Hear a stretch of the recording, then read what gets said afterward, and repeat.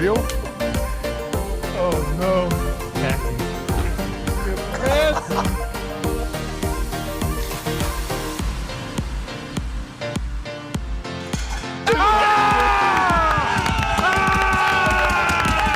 Let's go.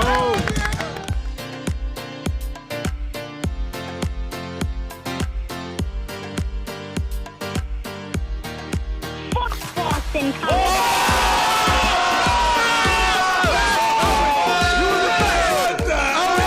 State of OH. Today.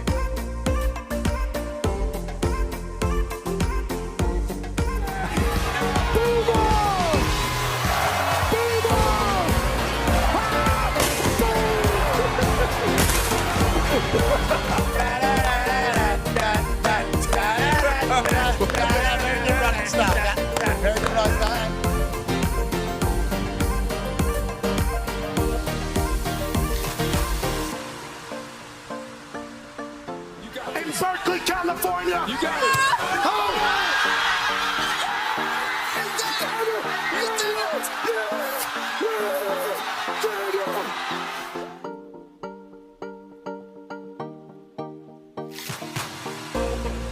This one's for three.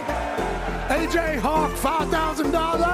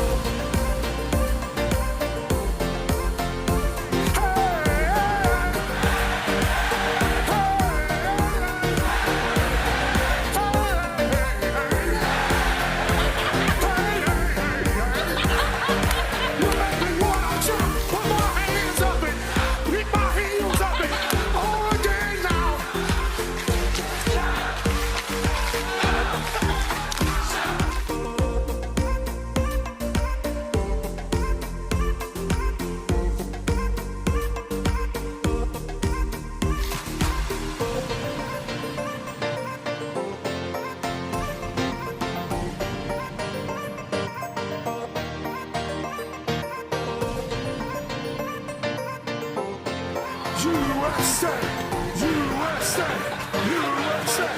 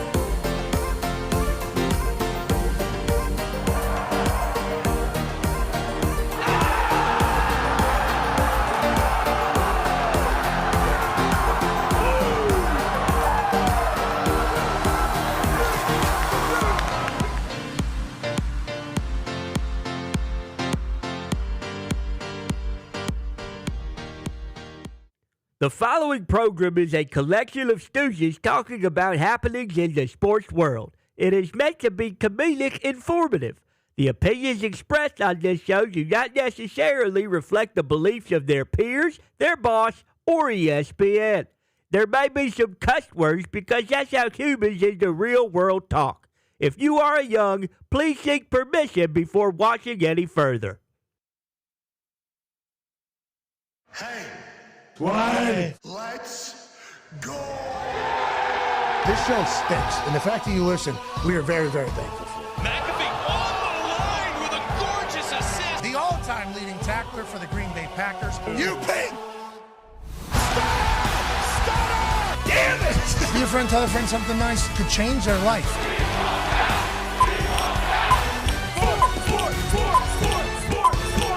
Hello, beautiful people, and welcome to our humble abode, the Thunderdome, on this big sports Wednesday, April 29th, 2026. This program begins now. Sports are the absolute greatest, and today we're covering all of them. We have a special guest joining us, a man who was once very familiar with this program, has now inked a deal to come back into the world in which we live. Ian Rappaport will be joining us in about 20 minutes or so. Wow. We're happy for Rap Sheet.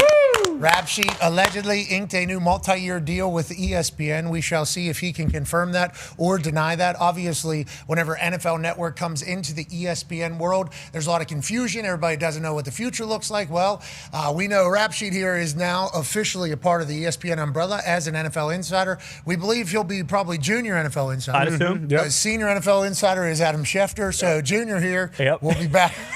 Congrats, Junior. No, we don't want to do it. Way to go, Junior. Good job, Junior. Oh, my God. We don't want to do it. We just thought of this junior title 4 minutes ago. Okay? As we were standing up here, we're like, so excited. Rap's coming back. He's in the thing. And then we're like, oh, how should I introduce him? Because he used to be senior NFL insider at NFL Network, and there's an entire team. That's like a rank and file type situation in the insider world. But we know senior NFL insider at ESPN is one man. Yeah. Right. And that's Michigan man, Adam Schefter. So now that Rap Sheet has come into the fold, he understands that. He has told us that both privately and publicly, like, hey, Schefter is currently the guy. And then they write an article that's like, successor, though, to Schefter. And then Schefter goes, whoa. I'm still running 5 miles a day. Easily. I mean, I'm in the middle of my prime right now. Rap Sheet, I think, understands that. I think their relationship's going to go very well. I think it's going to be good for the league. But junior NFL insider for you. Little Sheet. The prince who was promised here. That's right. Who was promised. Yeah, JR. Deuce. Maybe we call him Deuce. Yeah, Deuce. I mean, we'll get into it. We will certainly chat about that in about 20 minutes or so. We're happy for him. We're happy for the league.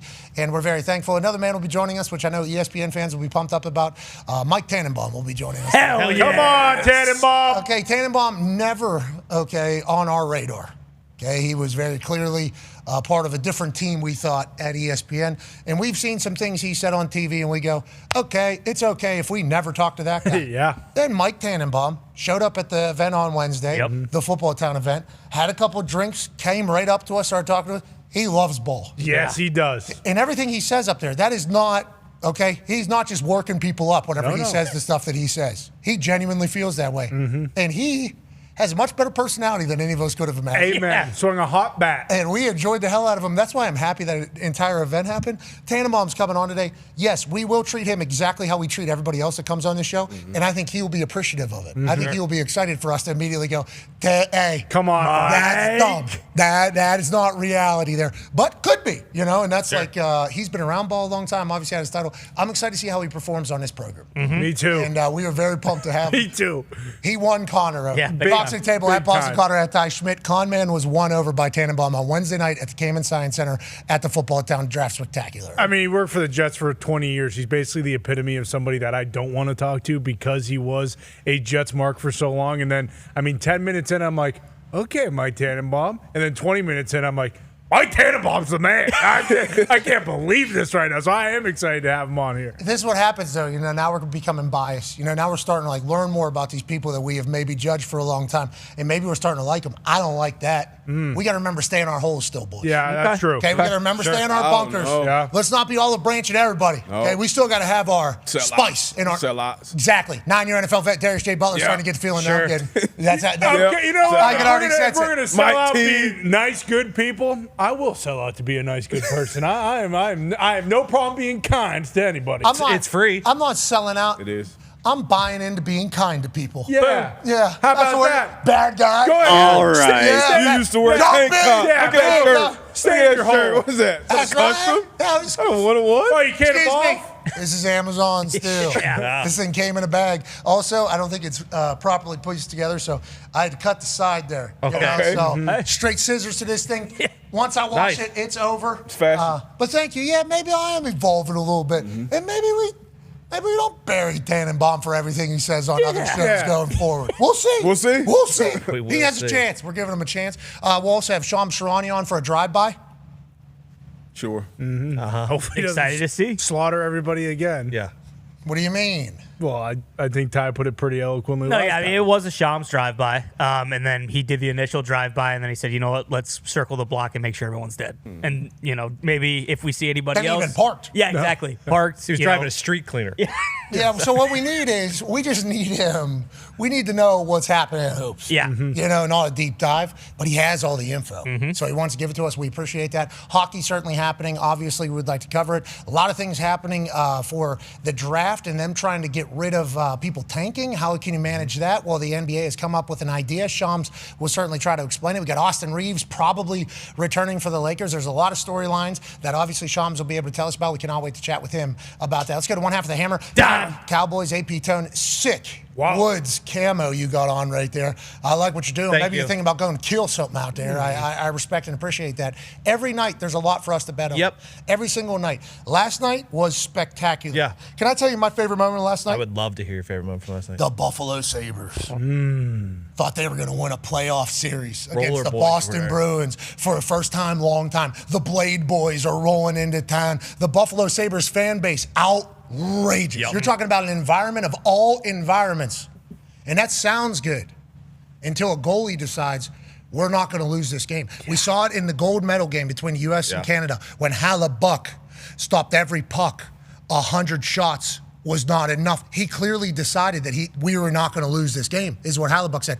Last night, Swayman, the Boston Bruins goalie, said we're not losing this game. That is just not going to happen. Now, did Buffalo score on him? Yes. Was that early? Yes. Did he stand on his head for the rest of the game? Yes. And in overtime, did Pasta do some cooking? Absolutely. Bang! Game winner. Joe's over to the boards, looks at the crowd. That never happens. Normally, everybody goes to the glass, jumps and turns, and then everybody comes with him. Instead, Pasta goes right to the crowd, looks at him. Teams come, hit him in the head, bang, off the glass.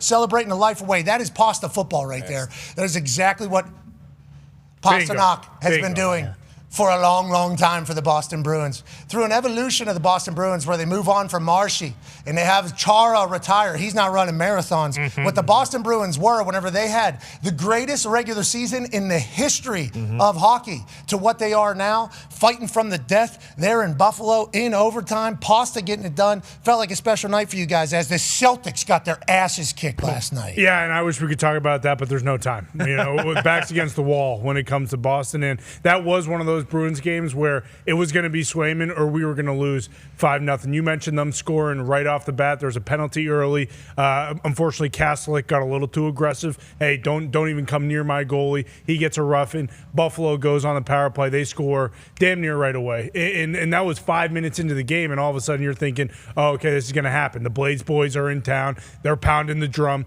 One of the Blades boys was so drunk he was standing in front of the camera. The other Blades boys had to grab him and bring him back. Was Whitney chugging something?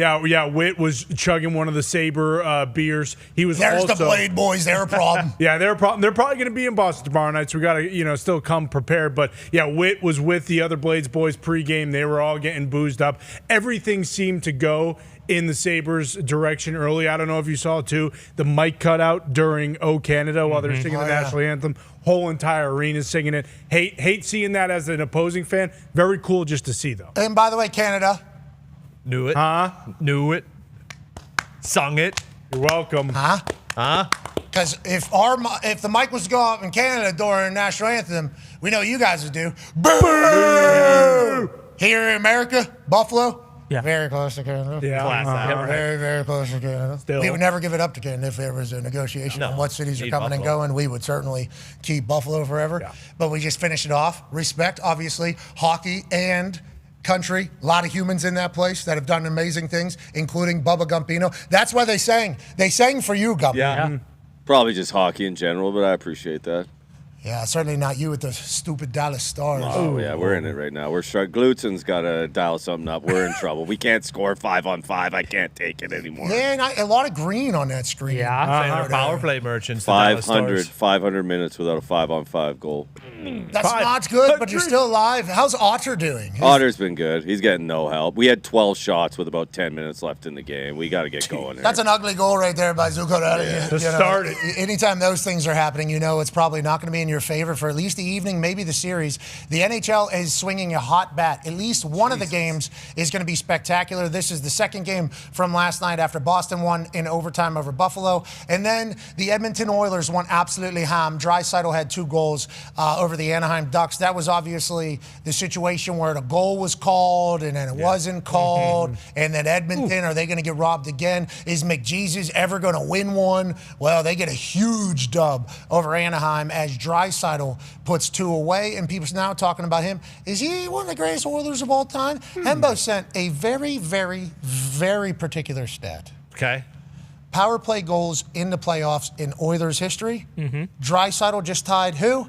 Wayne Gretzky. Wow. That means something. That's pretty good. Oh, you tell me. Obviously, they got McDavid. They got a lot of other studs. Never been able to win a cup, though. No. Always get their hearts broke, seemingly late in the playoffs. McDavid is a special character. The Florida Panthers are normally the ones doing the heartbreaking there for the Edmonton lads. But the NHL is swinging a hot bat. Every night there's at least one good game. Tonight, this one's going to be fantastic. Sidney Crosby, backs against the wall. Him, Gino, Tanger, who's fighting 18, 19-year-olds now at the end of games, obviously going over to Philadelphia, which is a tough barn, as the Flyers try to close out the Pens. Flyers favored in this one. Is that because they're home, Nick, or is that just strictly because of how the vibes are going back to Philadelphia? If you're going off the vibes, I think the Penguins would be favored, but originally in this series, Philly was taking it to Pittsburgh. Here they are at home. They're going to be dangerous at home. That crowd is going to be raucous. It's like feeding wild dogs red meat. They're going to be playing videos on that board of Flyers fighting and hitting Penguins, and the Philly crowd. You know those Philly fans, they're going to be insane. And if we know anything about that Flyers team, that could get them jacked up. They look like a fighting bunch.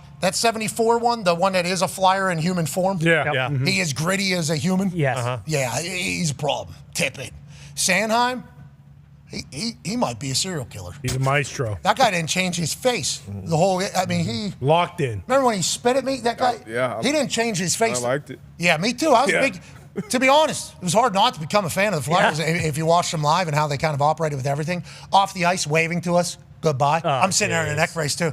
Sitting down front. I could be in a handicap seat. They don't even know. Right. Those guys flipping me off, telling me I'm exactly. And by the way, I liked it. Sure.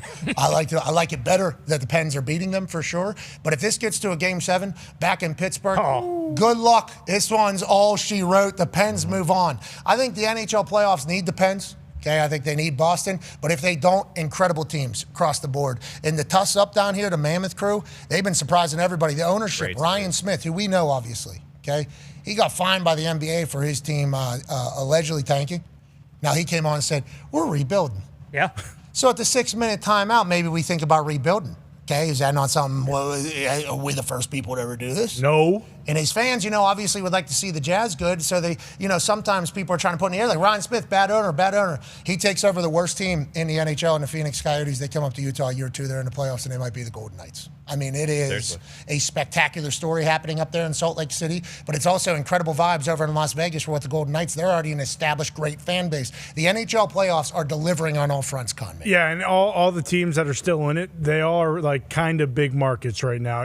Talking about the Canadians and the Lightning, the Canadians haven't been in it for so long, and that series is damn near guaranteed to go 7. They'll probably go to overtime again tonight. But Penguins, Flyers, Boston and Buffalo, like there are a couple series and a couple teams I think the NHL would love to see continue on. Like Boston and Buffalo. Buffalo is going to be the best environment probably going forward. And then the Mammoth, you mentioned Utah. That's not their name, and they're still trying to build their brand. The Mammoth? the Mammoth, I think, plays. I think Mammoth is probably what the O Canada crowd would be saying up there if I had to guess. The Utah Mammoth, but still, either way, toss up. Like that. I mean, you're right, because a boot. Exactly. OU You see the Mammoth, buddy? How do you guys say mammoth up there in Canada, Gumpy?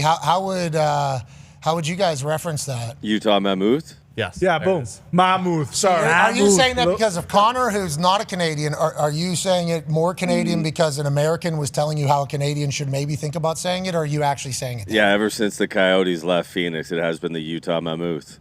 Yeah, and he has a little more on the A, too. The Mammoth. I think that's the difference. Mammoths probably lived in Canada, too, so maybe that's how you say it. there. Yeah, they were in that area. They found the mammoths roaming around that area. Similar to the Manitoba Moose, Yeah, very similar.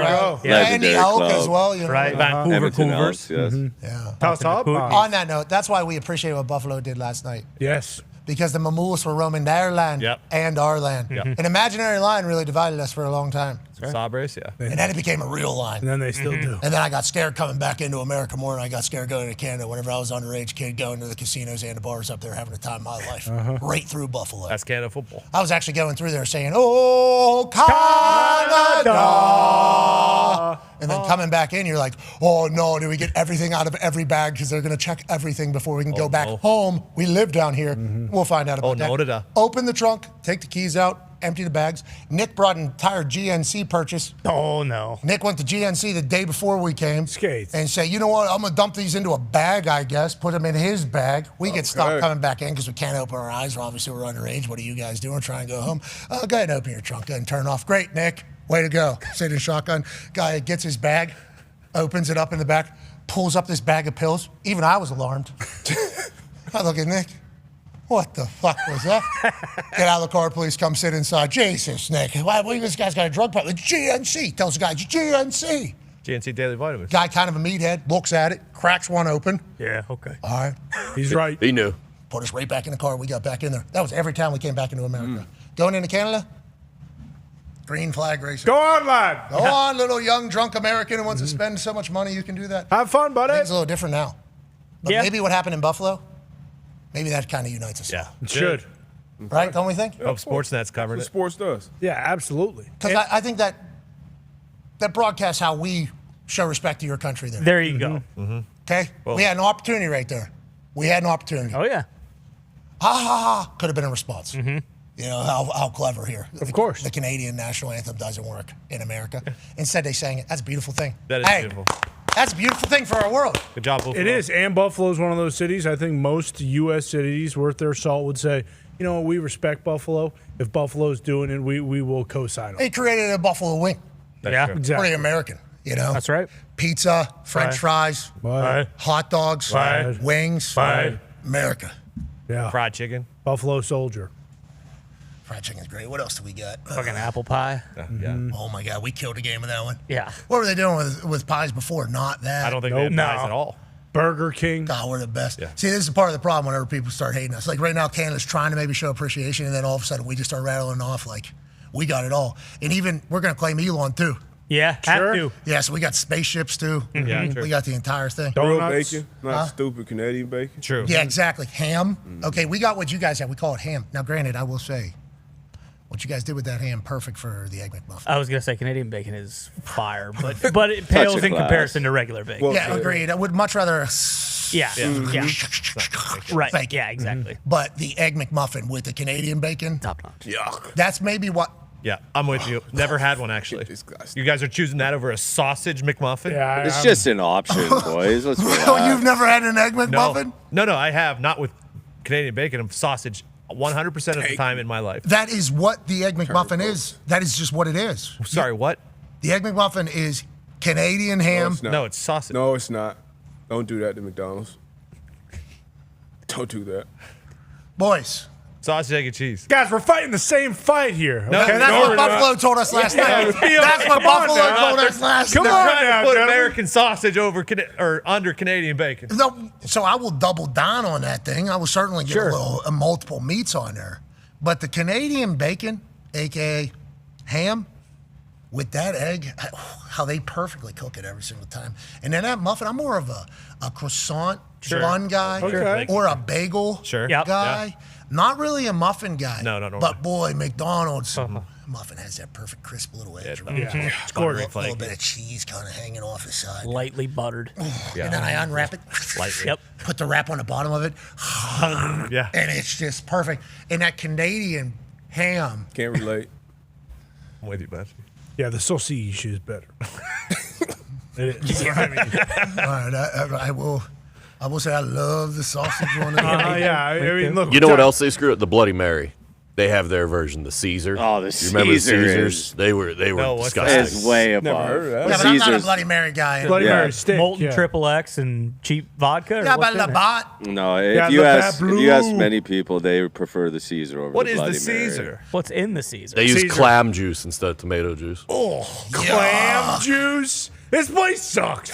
Canada? Yeah, let's go back to before last night. No, last night told us the place was good. Yeah. Come on, what are we doing? Hey, no. Timmy Horton, King Timmy. Yeah, Timmy Host, for sure, no doubt about it. Double. I mean, even when they started doing the next song, I think everybody thought, oh, wow, the second rendition is much better than the first one they let off with. Okay, so let's follow up. Did the King stop by your guys' country too? Because I already stopped by ours, standing ovation. I like that. Did he stop back to you guys? Oh, yeah. Still owned? They're still paying him. He's the king. He ain't my king. We don't like us. No, we don't. Okay. No way. Let's move along. Okay. Prince of insiding for the NFL at ESPN. Part of the royal family. Ladies and gentlemen. The king of my eyes. He once was. You better watch like it. this. You better watch He moved to a new manor. He did. The dog bites. Ladies and gentlemen, he was once a duke. Now he was once a king. Now he finds a home as Prince of the Royal Inside family at ESPN.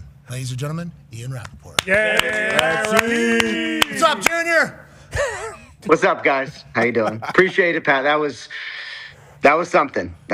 Which part? What's going on? You're talking about Canada all the way in? Because I thought that was a pretty smooth transition. I was trying to figure out how to get to you. The king was the only way because you being Prince now. First of all, congratulations. Let's go, Rap. We are proud I of you. appreciate you guys. I appreciate it. We are very proud of you, genuinely. We think this is a great thing for ball. We think it's a great thing for ESPN. What does this mean for you, actually, and how has it kind of been laid out on how this will all work? Because we understand that insiding is a team game. We have been very fortunate and lucky for our Schefter relationship. He has always shown up for us since we've come here to ESPN. Ty hosts a podcast alongside of him. So we've gotten a chance to kind of see the inner workings of insiding. And this feels like a big deal with you two seemingly coming to join the same team. Is that how you're viewing it, or how does this kind of work? Yeah, well, a couple of things. First of all, I appreciate you guys very much. I mean, it's good to be back on here, and I appreciate the kind words. I didn't really like the non-love for the Bloody Mary, because I love Bloody Marys, but that's a whole different We know topic. you did a lot of boozing to get to this deal. We understand. Listen, you got to do what you got to do. Yes, Insider. not everything. Okay, yeah, got but Bloody Marys, There's drinking. a line, Rap. Okay. Boozing. Oh, Can we get back to ball? Okay, Oh, I know. Sorry. we are right now. Well, we appreciate you, and we're proud of you. Well, thank you. As far as how it will work, first of all, nothing has been like laid out as far as what the next 6 months are going to be like, because it's a transition and everyone's trying to figure their way and kind of see what's going to happen. My assumption based on kind of what we've been told is there's going to be a lot of things that are going to look pretty similar. Like, I'm still going to be on NFL Network a lot. I'm still going to be doing our shows with my guys, Mike and Tom. Now, like, as far as like working with Adam, and first of all, he has been great in this whole process. And a lot of the, you never quite know what to expect, but a lot of the ESPN people I've encountered, from Burke Magnus, who's been awesome, all the way on down, guys like Seth Markman. I mean, everyone's been really, really good. I'm excited to be here. However it happens, like working with Adam, like, I like the team part of this. I like working with Tom. I like working with Mike. I will enjoy working with Adam because, like, this is a hard world and it should be fun, and teamwork is fun.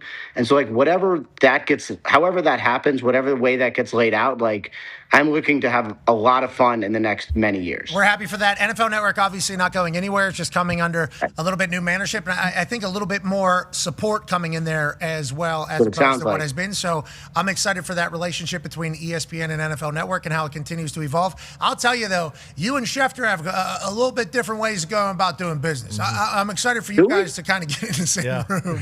Yeah. We still have source-offs. Need that. That can't go anywhere. Yeah, we need source-offs. We can have them. Let's do it. It just won't be me versus Schefter. Oh, come on. Oh, because there's other insiders. There's other people. Yeah.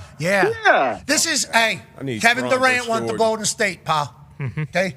Braun won down to the Heat. That is what we're looking at here. Yeah. That is the situation that we have. And then guess what? They're going to hang banners, these boys. That's right. No doubt. Not one. It's about Not championship. two. Not Not three. Not four. Going crazy. I'm wearing bronze right now, actually. Nice. Thought he had a pretty good little interview. Are we going to dedicate an hour to that piece? That was a good piece by Miniman. What one? It's a good piece, Brian. Big Miniman? Which one? Compared himself to Jordan. I mean, you saw it all. He wasn't All comparing boring. himself to Jordan. He was was. asking others to not do it. We play different games, dude. And you don't got shit on me, and normally I'm the one get shit on in this entire thing. Wait, we're not allowed to compare them now? Just shut up, Rap. Yeah.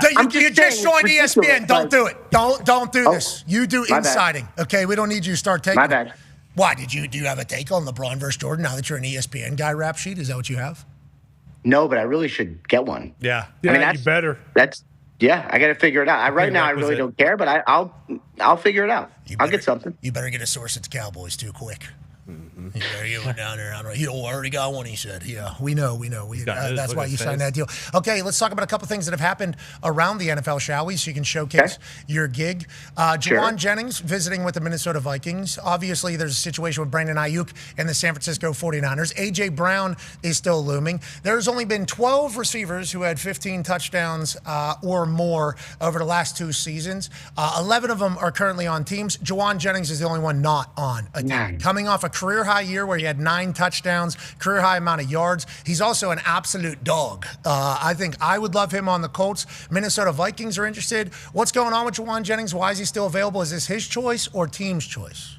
So we'll start with Jennings, then we'll get to some of the other, like Ayuk and all of that. Now, with Jennings, there's a couple of these guys every year where you have a price that you want to get to, and in free agency, for whatever reason, the deal does not come together. Either the price is not right or they want a different number of years.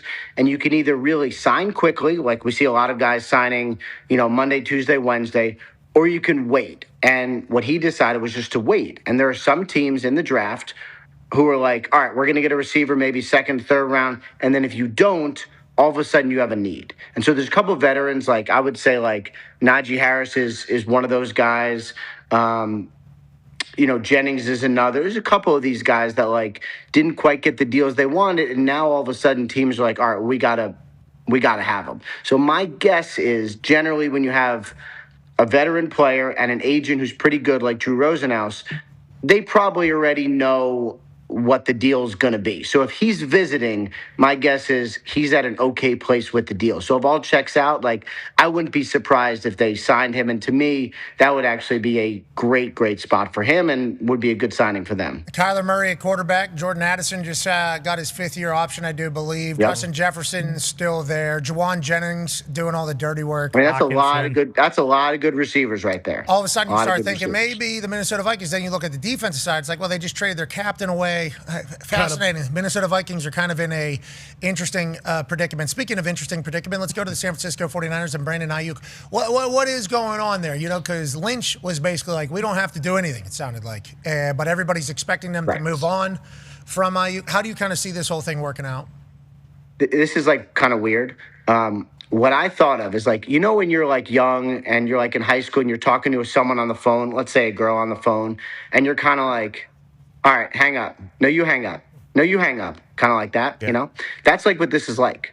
Because I think the 49ers are kind of well, just trade for him, right? I mean, he's got no guaranteed money left. He's due a big number, 27 or something like that.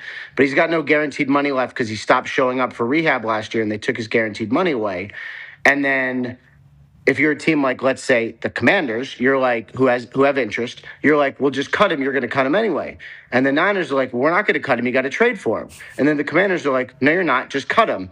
And that's where we are. And so it's kind of a funny little, talk about source off. This is a standoff. And so he's just kind of waiting and all right, what are we going to do? And then one of those things will happen. I just don't know who's going to blink first. And what's the trade going to have to be for? A 7th or a 6th or a 5th? Because it feels nothing. Yeah. And then he would have to redo. The reason why Ayuk would have to be involved is the Commanders wouldn't take on his huge contract. They'd pay him a lot less, and then he'd be able to capitalize in other ways, or it'd be a 1-year deal, whatever it is. But he'd have to adjust his contract. So that goes to a 1-year, $15 million deal. I mean, that would be a lot, but my guess is it'd be less. But yes, something like that. He'd have to adjust his contract to do the deal. Okay, Colts. I mean, we can get Brandon Ayuk 1 year, $10 million. Yeah, he'll want to come. No. He'll want to come. I'll speak for Colts Nation on this one. No. We're fine. All right. Take Juwan. What about Kevin Durant for the Pacers? Nope. What? I get that one. Yeah, I get that one too. Come on. Oh, you don't get the Ayuk? No, I get the Ayuk one as well. Yeah. All right, that was a great comparison. You really threw a I was with fastball you in on there. that. That first day at ESPN, you hang up. You hang up. That was good, Rap. Pretty It's good. the only thing I can think of. I'm sorry, but it's literally what it is. It's Man, bizarre. You're so clever, so funny what you do. That was pretty good. I agree. Yeah, that was pretty Classic good. Junior. Let's get another update, shall we? Go ahead, D-Bud. Yeah, Denver Broncos, their quarterback, Bo Nix, we all remember the injury late in the playoffs. What's the update on him and his ankle? Yeah, so he had surgery, had another procedure, I think it was last night or yesterday, went down to see Dr. Waldrop in Birmingham, Alabama. It used to be Andrews now. This is kind of like the next really good foot and ankle guy. So basically a little bit of a kind of a clean out, kind of just make sure it was healthy, get some stuff out of there. And just, I think when he had it most recently examined after the obviously fractured ankle, they thought, all right, maybe there's going to be another surgery just to make sure it's healing properly and to clean some stuff up. So that's what happened. You're not going to see him very much at OTAs or minicamp, which, honestly, who cares? But I would expect him to be ready for training camp or very close to training camp. So, it's, second surgery sounds bad. I don't really think this is that bad. It's kind of more like Dak had the same thing. When he was coming back from his ankle and went on to play great. I don't think this is it's a thing, but I don't think it's anything that's going to derail his season or anywhere close. Okay, we hope Bo Nix is obviously back under center. What a special run they went on. That was just a rude ending to a season. I would say a rude ending to a team that went on a run. And what a fortuitous bounce for the New England Patriots as they made I wish I would have seen how it would have ended. How it would have ended if he was healthy. You know Same what I mean? That Patriots defense was so good. They were so good out there. Mm-hmm. But they didn't have to play anybody make it all the way to the Super Bowl. They didn't have to play anybody. Yeah, top five defense. Actually, the most top five defenses in one playoff run in the history of the NFL. And they're focusing on ball now, right? That's all I they're hope focused so. on, baby. That's it. We don't have to hope. We've heard from the players. All right. Well, the Patriots potentially in for a wide receiver trade post June 1 is what we're hearing. There might be another wide receiver that is currently available on the market as well. Go ahead, Con Man. Yeah, Rap Sheet, speaking of standoffs, George Pickens seems to be in a standoff with a pen because he has not signed the franchise tag yet, even though it was reported he did, and then he intended to, and he actually has not signed it yet. Do you think he's playing for the Cowboys? Is it safe to assume he's playing for the Cowboys, or is this a situation where he might actually sign it but then get moved immediately? What's your read on this entire situation? Okay, a couple things. So he has told the Cowboys that he intends to sign it. Now, I think it's a weird thing because we all imagine them faxing him or whatever people do, emailing him a piece of paper. I don't know why I said fax. Emailing him a piece of paper and then just signing it. But it's actually a little different. You tell them, hey, we intend to accept this. And then, eventually you physically sign it, I think after, a physical. So, he is accepting the franchise tag. So, to me, not physically signing it is not that big of a deal. I would be surprised if he's traded, but I wouldn't be, beyond stunned because I've seen this before, right? The Cowboys have been adamant. They do not intend to trade him. Stephen Jones has said on the record he is going to be playing for them. And I agree that is the most likely scenario. But everyone has a price, and there is a possibility that someone could say, you know what, I'm going to send what would be a good price, a 2 for George Pickens. The problem is that's for next year. So if you're a good team trying to be good this year, that actually doesn't help you. So trades for franchise players are really hard, and usually they happen before free agency and before the draft so you can replace him, and that hasn't happened. So my guess is he's playing for the Cowboys, plays great, and then next year either signs a huge deal with the Cowboys or walks and signs a massive deal somewhere else. Okay, I like to hear that. Yeah. Especially if George Pickens gets an opportunity to play under a franchise tag, we assume it's going to be showtime every single time he steps out there. Not that it hasn't been his entire career, but we're just saying a little bit of a bag-driven season could be great for George Pickens and the Dallas Cowboys and us as fans. They can franchise tag him again, though, can't they? They can, yeah. And that's a big commitment by George Pickens if he was to do the 1 year under the franchise tag, because then they can just run that thing back and do it the second year under the franchise tag as well. So then he's actually 2 years out. But also, if he wants to be a Cowboy and enjoys his time with the Dallas Cowboys and he's played his best ball with the Dallas Cowboys, maybe he'd be willing to do 1 year and then hopefully they sign him after. That's an interesting Rap just said that he thinks he's going to be playing under the franchise. I know. That's what I just heard right there, right? You would know it better than me, being a former franchise player, how much players hate. I signed that thing as soon as I could. I was told I was getting $2.4 million guaranteed. Give me that thing. Much different situation for George Pickens and everybody else. Yeah, and he's, entering the prime, and what you want is long-term commitment money-wise for these wide receivers, especially what the market is for wide receivers at the top of the market, and the big difference is playing on the tag. The tag is what, 27? Right? Yeah, something like I think 27.4 or something like that. Yeah. And the top of the market is 40 now. So with Chase and those other deals that have been done, and he's playing his best ball, and he got to actually showcase everything that he can do in this Dallas offense with Dak Prescott, because coming into that last season, like, I thought he was a good receiver. I didn't know he had all the things that he has in his bag as far as his route tree, being able to play in the slot, his run after catch. Like when he was in Pittsburgh, it was a lot of him lined up at X and running deep balls, but to kind of have that full route. And also tree block play. Yeah. So he blocks guys, he hits guys. He wants long-term commitment. I know people, and we hear stories and about him maybe being a head case or what's going on between the ears. Do you trust him giving that type of money?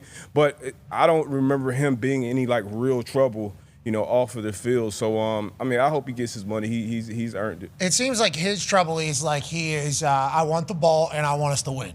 And I'll tell you what, I know a lot of wide receivers that are like that. The offenses that he was playing for in Pittsburgh, whenever he was saying a lot of these things, were statistically and optically ass. Yep. Yeah. Terrible. Yeah, you know what I mean? Like they were actually chanting "Fire Canada" all over the place, because of how lame it was. Historically, especially with that position, you pay wide receiver ones, and if they aren't being successful or things aren't going their way, you can become a cancer in that locker room. When you become one of the highest paid players in your cancer, when you want to be like a pillar guy, you can run into trouble. I'm not saying that these are the things that George Pickens is, but this is what people are worried about giving the deals to. Absolutely. Yeah, you put a lot of money to somebody that's potentially not like the greatest positive influence for your entire team as a whole. That's who everybody looks at. Like, who's getting rewarded? Those are the people getting the money. That is what I'm going to try to do here. You're 100% right. Now, granted, on that note, do I think Dak Prescott will ever let George Pickens get pissed? Because it's all kind of hit on him, right? Yeah. On who gets the ball, who doesn't get the ball.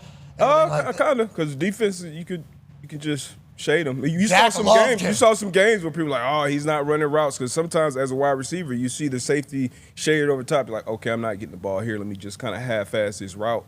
All receivers don't do that, but you can kind of get taken out of the game. And then as a defender, like, I'll give Brandon Marshall for an example. For us as defenders, coming into the game, we're like, hey, take 15 out early. At some point in the middle of the first quarter, second quarter, you're going to see him on the sideline, dog cussing Josh McDaniels or whoever his head coach or play caller is. You're like, okay, got him. So that's what you want. So can you stay encouraged? Like Justin Jefferson, it doesn't matter who's playing quarterback, how much production he's running routes full speed, he's doing his thing. And if you don't stop Brandon Marshall early, he'll have 20 some receptions. Yeah. That happened if he gets going early, T.O., like those type of receivers, they get going early, it gets ugly for you. But if you take them out early, it can possibly impact that whole game. And team. But on that note, it feels like Dak has probably warranted a lot of trust and respect potentially from George Pickens. Like, hey, if I don't get you some days, we will definitely get you the ball late. It's a big deal. Wide receivers are dependent on a lot of other things. Very much so. And they are judged harshly on a lot of little things. So it's like they know exactly what they're going to be judged upon. Okay, yards, touchdowns, championships. Okay, that's what the wide receivers are going to be judged upon. And it's like there's a lot of other things that have to happen for them to get anything. And that's why you hear AJ AJ Brown's like, hey, I need the fucking ball. Right. Okay, like this is what everybody has told me I'm going to be judged upon. So let's go ahead and make that happen. It's like that wide receiver position is an interesting one because it feels like all the ones that are, I guess Justin Jefferson, but he'll have 180 yards in the first half every once in a while. But all the guys that are at like the top, they want the fucking ball. That's why they're there. That's why they're in the NFL. Yeah, and for like Jerry as well and the Cowboys, it's like, hey, we kind of saw this experiment already with the Cincinnati Bengals where you pay two guys wide receiver one money. And like, granted, the Bengals had injuries and Joe Burrow went down and stuff, but like, there's a reason that their defense has been not so great the last few years because they just haven't had the money for it. Okay, let's pivot away from the Dallas Cowboys. Shout out to us. We did LeBron and Jordan. And we did Dallas Cowboys. We're thanking ratings. Yeah, well, ESPN, baby. ESPN, baby. I don't know about our ratings. I don't know about our ratings. some of the stuff we talk about, everybody else talks about, we actually, I think, see a little bit of a dip. Mm-hmm. Sure. I think the OG digital fans are like, nope, you sell out. We're not doing it. We will turn it off. Check back in. Still doing it. Come on. The other day, we're doing LeBron and Jordan for what, like 11, 12 minutes? 10, 15. Think about the amount of times people are checking back in. Come on, dude. Come on. Have to do it. Cowboys are a big-time story. Dak Prescott looked light walking into that building. Okay, let's pivot away from the Dallas Cowboys, and let's talk about some contract stuff. Go ahead, Ty. Yeah, just curious. We saw yesterday that the Lions are not going to exercise the fifth-year option on Jack Campbell. Is there any potential changes coming to this whole formula? Because we saw it again with Linderbaum last year where it was basically like, hey, listen, we want to re-sign you, but financially it doesn't make sense at the number that you would be, franchised for. And then kind of the same thing here with Jack Campbell, and it kind of just opens the door for a shittier team to maybe overpay for one of these guys. Like, are there any changes coming to this potentially, or is it kind of just it works so the formula is going to stay the same? This is a great question. I think about this stuff all the time, and there's not that many examples. Like Jack Campbell's awesome. Obviously, Linderbaum was awesome, but just like positionally, it didn't make sense. And I'm sort of like, can we just fix this so every position has one? Like we're like, as a collective football world, like we're smart enough to figure this out. It would have to be in the new CBA. Like this would have to be a topic that the NFL and the NFLPA, which are several years away from a new CBA unless they decide to do it earlier with the TV deals, but several years away from taking a look at it. But like it makes sense that somebody could figure out like a center should have his own franchise tag, a guard should have his own franchise tag, or they could just do away with the franchise tags, which teams would never do, and then just everyone just could get just paid whatever. But like for a couple of these guys, it just doesn't make sense. Like off the ball linebackers or like outside linebackers who aren't rushers, like. Sucks for them, but no fifth-year option.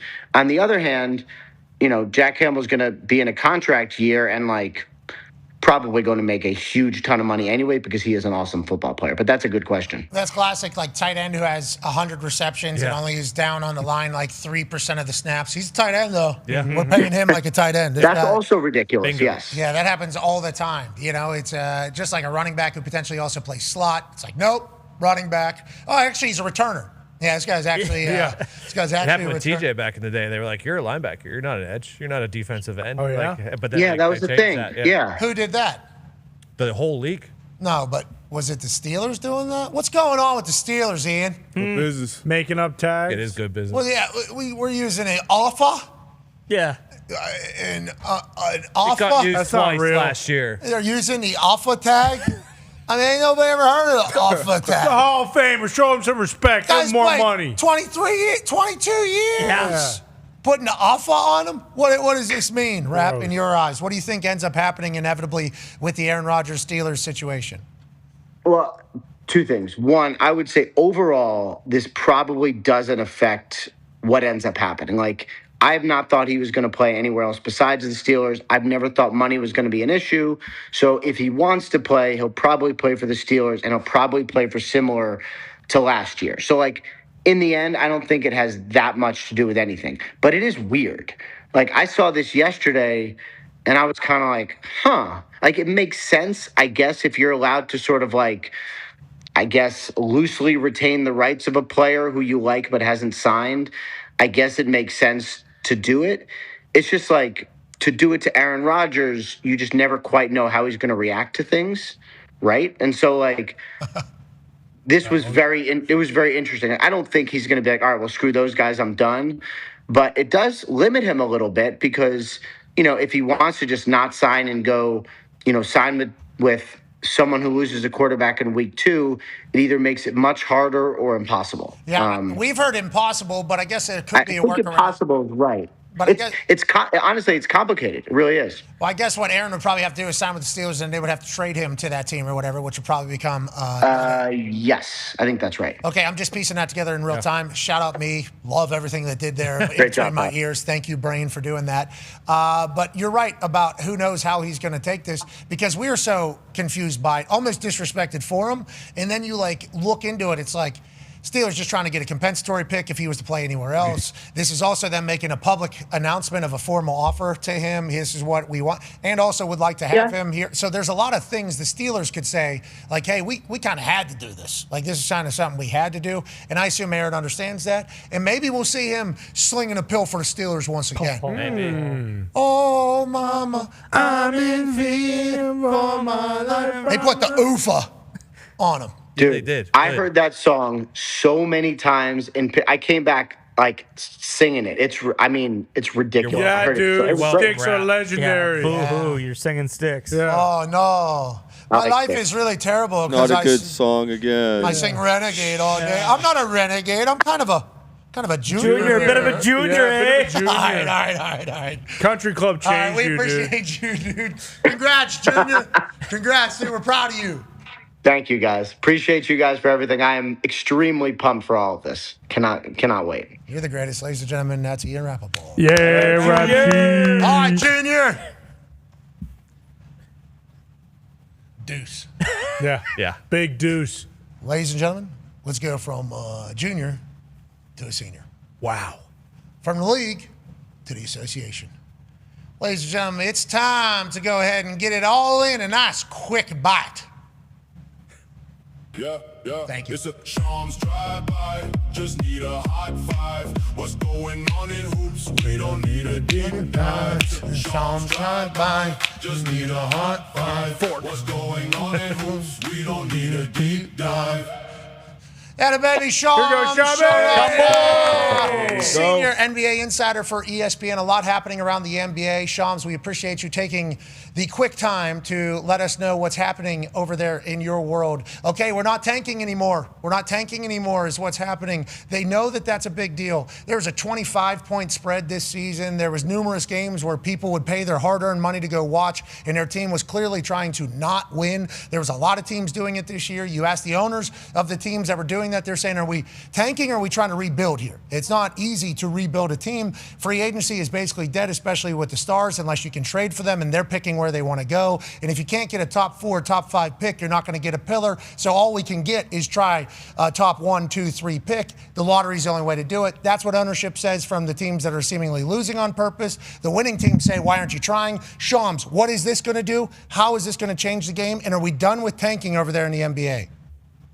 The NBA hopes so. This is Adam Silver's crack at trying to basically de-incentivize losing. And, you know, the term relegation is the one to keep an eye on right now. It's the NBA's, this is their version of of relegating the bottom teams in the NBA. And so in all of American pro sports, the NBA has now, once this is implemented May 28th in an owner's vote, they'll be the first league in American pro sports to penalize the bottom teams in the draft or town acquisition. It's not that you can't acquire players or can't build through the draft. It's just if you're openly trying to be at the bottom, or if you are at the bottom, you're going to be punished by it, by losing lottery balls. So basically in this format, if you're a bottom 3 team, you will have 2 lottery balls. If you're 4 through 10, you actually have 3 lottery balls. So in a lot of ways, if you're 1 through 3, you're incentivized to win in at least enough that you're not at the bottom. So you're going to be trying to win. And then if you're 4 to 10, your goal is to try to win so you don't get out, get sent to the relegation zone. So this is the NBA. And I was told, and I said on Get Up this morning, Adam Silver had a call a couple weeks back, and he told the owners, he was very forceful with the owners. I'm not going to lie, there was a couple F-bombs in there. And he told, whether it was owners, GMs, everyone, you should hate to lose. Losing should be uncomfortable. People are now taking it as a badge of honor. And so this is the NBA. They are trying to take the step to crack down on this. And a lot of people might look at this as a radical approach, as an overcorrection in a lot of ways of what's happened in Utah and other leagues. So this is something that's obviously going to have major impact, not only this year, but years to come.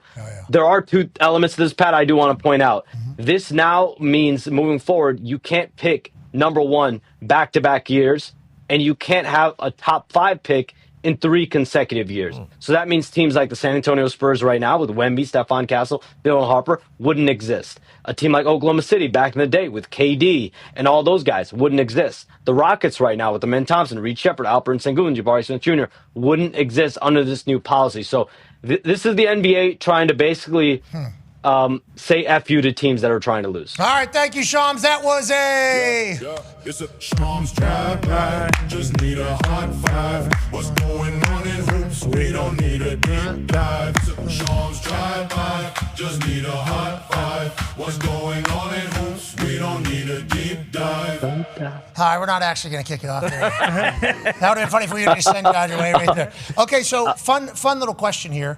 The bottom 3 teams get a lesser chance to get the number 1 overall pick than 4 through 10. In theory, that makes sense. What if the bottom 3 teams are actually asked, though? Boom. Like, what if they're... This is the dumbest thing of all time. I agree. No, because I think they're saying that the teams who have been to bottom 3 over the last however many years, I would assume that they've researched this, those teams were trying to do that. Like, they were trying to become the bottom 3 teams. So they're trying to get rid of the attempt at becoming worst team in the NBA. But what if you are just the assiest ass team and put the ass in association of the NBA for multiple times in a row? Like, what happens if that happens? Because I assume people are going to be... What happens in soccer? What happens in soccer? Don't you get relegated to another league? Like Adam Silver. Soccer's been going on for like 100 years over there, 150 years over there. There's like 1,000 Adam leagues. Silver has taken a lot of models from the soccer. You think about the play-in tournament, the in-season tournament. There's been a lot of like crossover, at least from an idea So what are they going to do? They're perspective. going to kick these teams out of the league, Doug? That's what You're not really going to get relegated to the G League, although that might be what's, I had a couple people like, you might relegate, so-and-so to the G League. But I think what it is yes, it's punishing teams that are losing. Like, there's now going to be a level of punishment, a level of penalization that goes to the team that are at the bottom. And so a lot of teams, there are teams, right? Like Sacramento went into the year trying to compete and be competitive. They just had a bunch of injuries and they just weren't. The Dallas Mavericks went into this season trying to be good, trying to be competitive with AD. They had injuries. They pivoted. They went to another direction, and they just weren't good. And so I think there's going to be teams like that. There's going to be unintended consequences. Wow. There's going to be teams that end up getting the number 1 pick that might be the 10th seed that, maybe people will feel like, hey, this team didn't really deserve or need the talent, and a team that really isn't good. So there's going to be a lot of randomness in all this. And all 16 picks are going to be from a lottery drawing. And so that means 15, 16, 14, 13, with flat odds, they could, in theory, bump up to 1, 2, or 3. Wow. But what did Adam say about Giannis getting traded in this whole thing? I don't know if the NBA commissioner is commenting on NBA trade. He should have. No. All right, let's do quick. Austin Reeves is back tonight, yes? Austin Reeves is expected to play tonight. From everything I'm hearing, all signs point to him playing tonight, unless there's some setback that he has. He's now about 4 weeks removed from a grade 2 oblique strain. He's gone through all of his progressions, 1-on-1s, 3-on-3s, 5-on-5s, multiple times.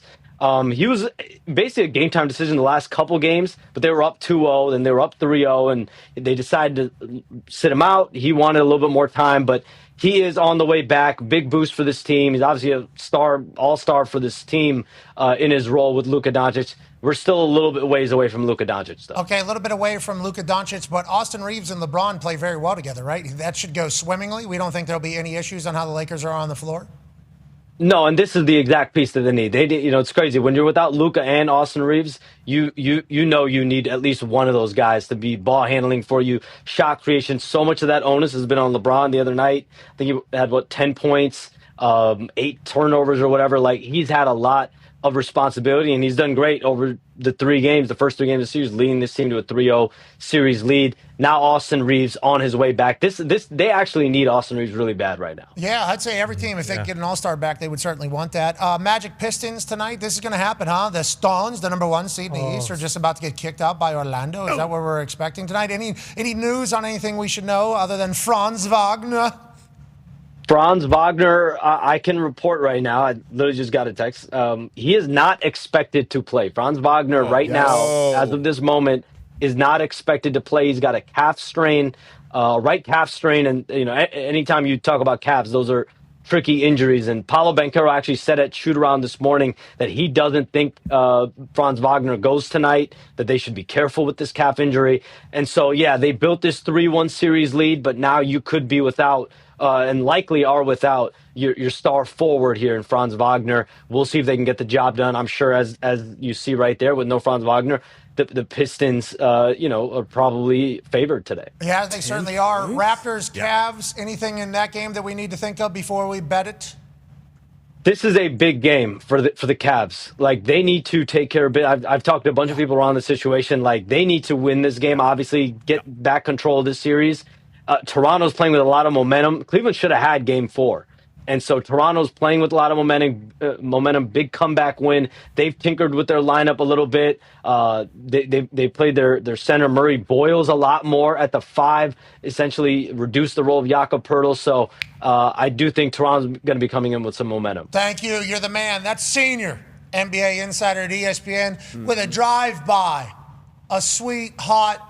Congrats, Rap Sheet. Congrats to Rap Sheet. I do have to say congrats. Ian's a good friend, good dude. You and Ian know each other for a long time. Look at you now, both just sitting there in the kingdom. I mean, we're in different parts of the kingdom. I'm in the back office. I'm in the back office in the dark. Oh, no, look at that. Laptop blaring with the brightness. I like that. My eyes probably getting strained. Yeah, I like it. You look good. You got a good tie today. You've been sitting on the studio shows in the morning looking really good. Posture's phenomenal. Yeah. Great. Yeah, posture's hair. phenomenal. Also, talking to Greeny and then talking to camera and then back to Greeny. Be concise. It's kind of like you're kind of directing that thing. Pro. You're the man. Congratulations. We appreciate you. That's Sham Sharon. Appreciate you guys. Hey, Just need a hot 5. What's going on in hoops? We don't need a deep dive. Shams drive by. Just need a hot 5. What's going on in hoops? We don't need a deep dive. Every time it is pretty deep, though. It's a deep end of the pool. It's me coming off that thing with Miami. Yeah. Isn't it? It's hard not to. He covers deep subjects. Yeah, well, it's hard not to talk about the tanking situation because that's a lot. Yeah. Yeah, especially Big when they come change, up with a stupid change. Yeah. Especially when it's possibly the dumbest thing you've ever seen in the history of things to be suggested. It does leave. That's coming from me. It does leave out the teams that are just like Just bad. ass. There are several of those teams. Also, the worst team should get the first pick because the best player is going to make the worst team better. Like, if Cooper Flag goes to the worst team, they're not going to be the worst team. Utah. The next year. Yeah, well, Utah will probably get it this year because they are the exact team who has had the lowest odds but have never been in the top 5. I like that this is the last year of it because the Pacers are dancing down here. Yeah, exactly. Last year ever, maybe Pacers steal number 1. I do like how aggressive Silver is with his changes, though. He's like, I don't like what's going on. Baby. I'm changing it. Yeah. Lowest 3 can't. Yeah, to hell with them. Make it like soccer. In season. Sure. Playing. Yeah, Shams, the big word here, relegation. Even though they're What not. Shams goes, what's it mean? I don't know. Soccer. Doesn't matter. We'll see you next hour. Goodbye. Well, hello, beautiful Pittsburgh. The NFL draft experience where we're about to see one of these 8 NFL fans attempt a $250,000 field goal. What we did was we took all of your names and we put it into a randomizer, okay? Now, 8 is a random number, but I would like you to see your names all across the wheel. Camera to legitimize it. I will press this, and one of you will be randomly selected. $125,000 to charity and $125,000 to your pocket. Now, it's not just me doing this. Roger Goodell said he will split it. So this will actually be a $500,000 kick. $250,000 to you. $250,000 to charity. Now we wait. Popped on. Greg from Pittsburgh.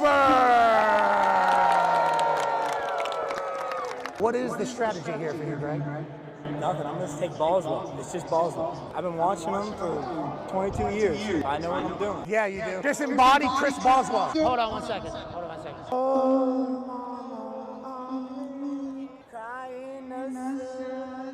All right, just kick the ball. Go on, Greg.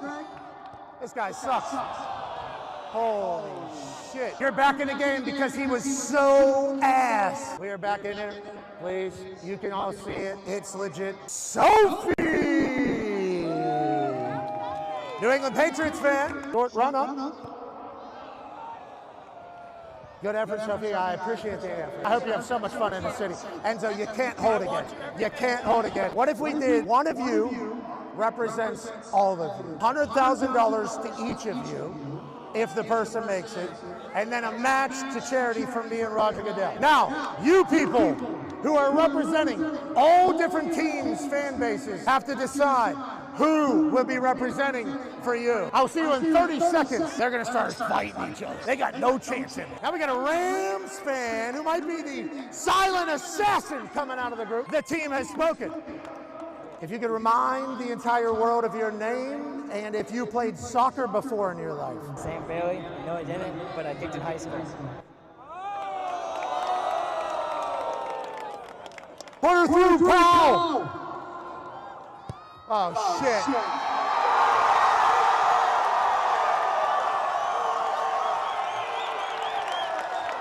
Congratulations. Thank man. you. So happy for you. 600,000 to charity, 600,000, 100,000 individual, the final six. The following program is a collection of stooges talking about happenings in the sports world. It is meant to be comedic informative. The opinions expressed on this show do not necessarily reflect the beliefs of their peers, their boss, or ESPN. There may be some cuss words because that's how humans in the real world talk. If you are young, please seek permission before watching any further. Hey, Why? let's go.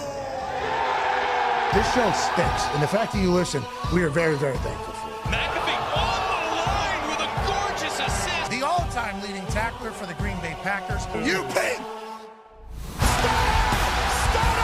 Damn it! Be a friend, tell a friend something nice could change their life.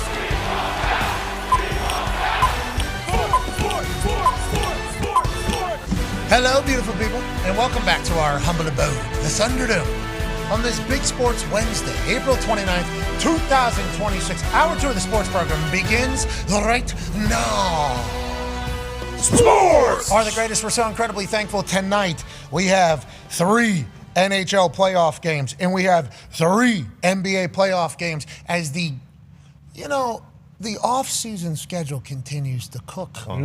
Last night, there was an overtime thriller that kept Boston Bruins alive as the Buffalo Sabres looked to stab them directly in the heart and kill them and move on. First time, long time. But in overtime, Pasta, hits the brakes. A little bit of dangle. How you doing? Keep it moving. Stares at the crowd as he's celebrating. The NHL showing up every night for us. The NBA also doing the same. Tonight, the Lakers are playing. That means LeBron James. And he probably, by most accounts, has Austin Reeves back joining him and his boy and many others who have certainly taken the Rockets to task, even though the Rockets coming off their only win of the series. Kevin Durant still injured. He will not be playing for the Rockets. Obviously, that has been a massive piece of the story. Cavaliers, James Harden. What? Yeah. Spider. It's a big game. Hey. Huge. James Harden in Cleveland is a little story that has not been talked about at all. Obviously, alongside Donovan Mitchell, who's a superstar. And the Cleveland Cavaliers last year were supposed to be the team. Yep. They lose to the Celtics or to the Pacers in back-to-back years, whatever the case. Cavs always been good. They bring in James Harden. Yep. James Harden fully committed. James Harden playing great basketball for the Cleveland Cavaliers. Obviously, that series is tied. And then the Pistons are about to get their dog walked out. Yeah. No. Stones need to go. Stones. Yesterday, I was bummed out. Today, we got a little slice of optimism. No Franz Wagner. I think we can win this one tonight, boys. As they're reporting somebody's going to miss a game because of an injury, don't need you on a microphone going, yes.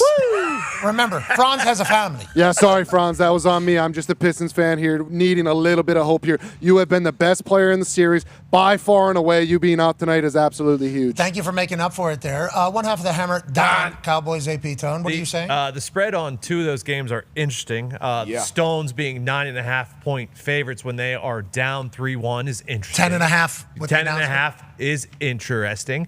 And then the Cavs, that series being 2-2, and that one being 8.5 is also very interesting. It's still like hey, we're going off of these teams and their regular season and not what we have seen in the postseason. These feel like regular season lines, but I could be super, super wrong. It's just those are heavy lines for series that you're either down or tied. Okay, so who are you? I think I'm going to go with the dogs tonight, and as I say that, the favorites will cover, but that's just what I'm saying. No, Tony, come on. You're hunting a crime. I wouldn't say NBA is my best betting sport. Yeah, well, I don't think any sport is my best betting sport other than ball. Been watching the UFL. 9-year NFL vet, Darius J. Butler. Hey, what UFL team is really the one that has got you captivated the most? I mean, it seems like it's the DC Defenders kind of title loose, on a 4-game win streak right now. Yeah, but who else? I'm a Houston Dynamos guy. You like the Houston Dynamos? I don't think that's their name. Houston Dynamo and the MLS. The Houston Gamblers is the team you were talking about. Exactly what Todd Haley, I believe, is the offensive coordinator for the Houston Gamblers. I thought he was a Columbus Aviator. No, I think Ted Ginn is with the Aviators. Right, but didn't he stop in and be the head Oh, coach? yeah, you're right. Yeah. Todd Haley is with the Aviators. Yeah, I love everything he's about. Of course.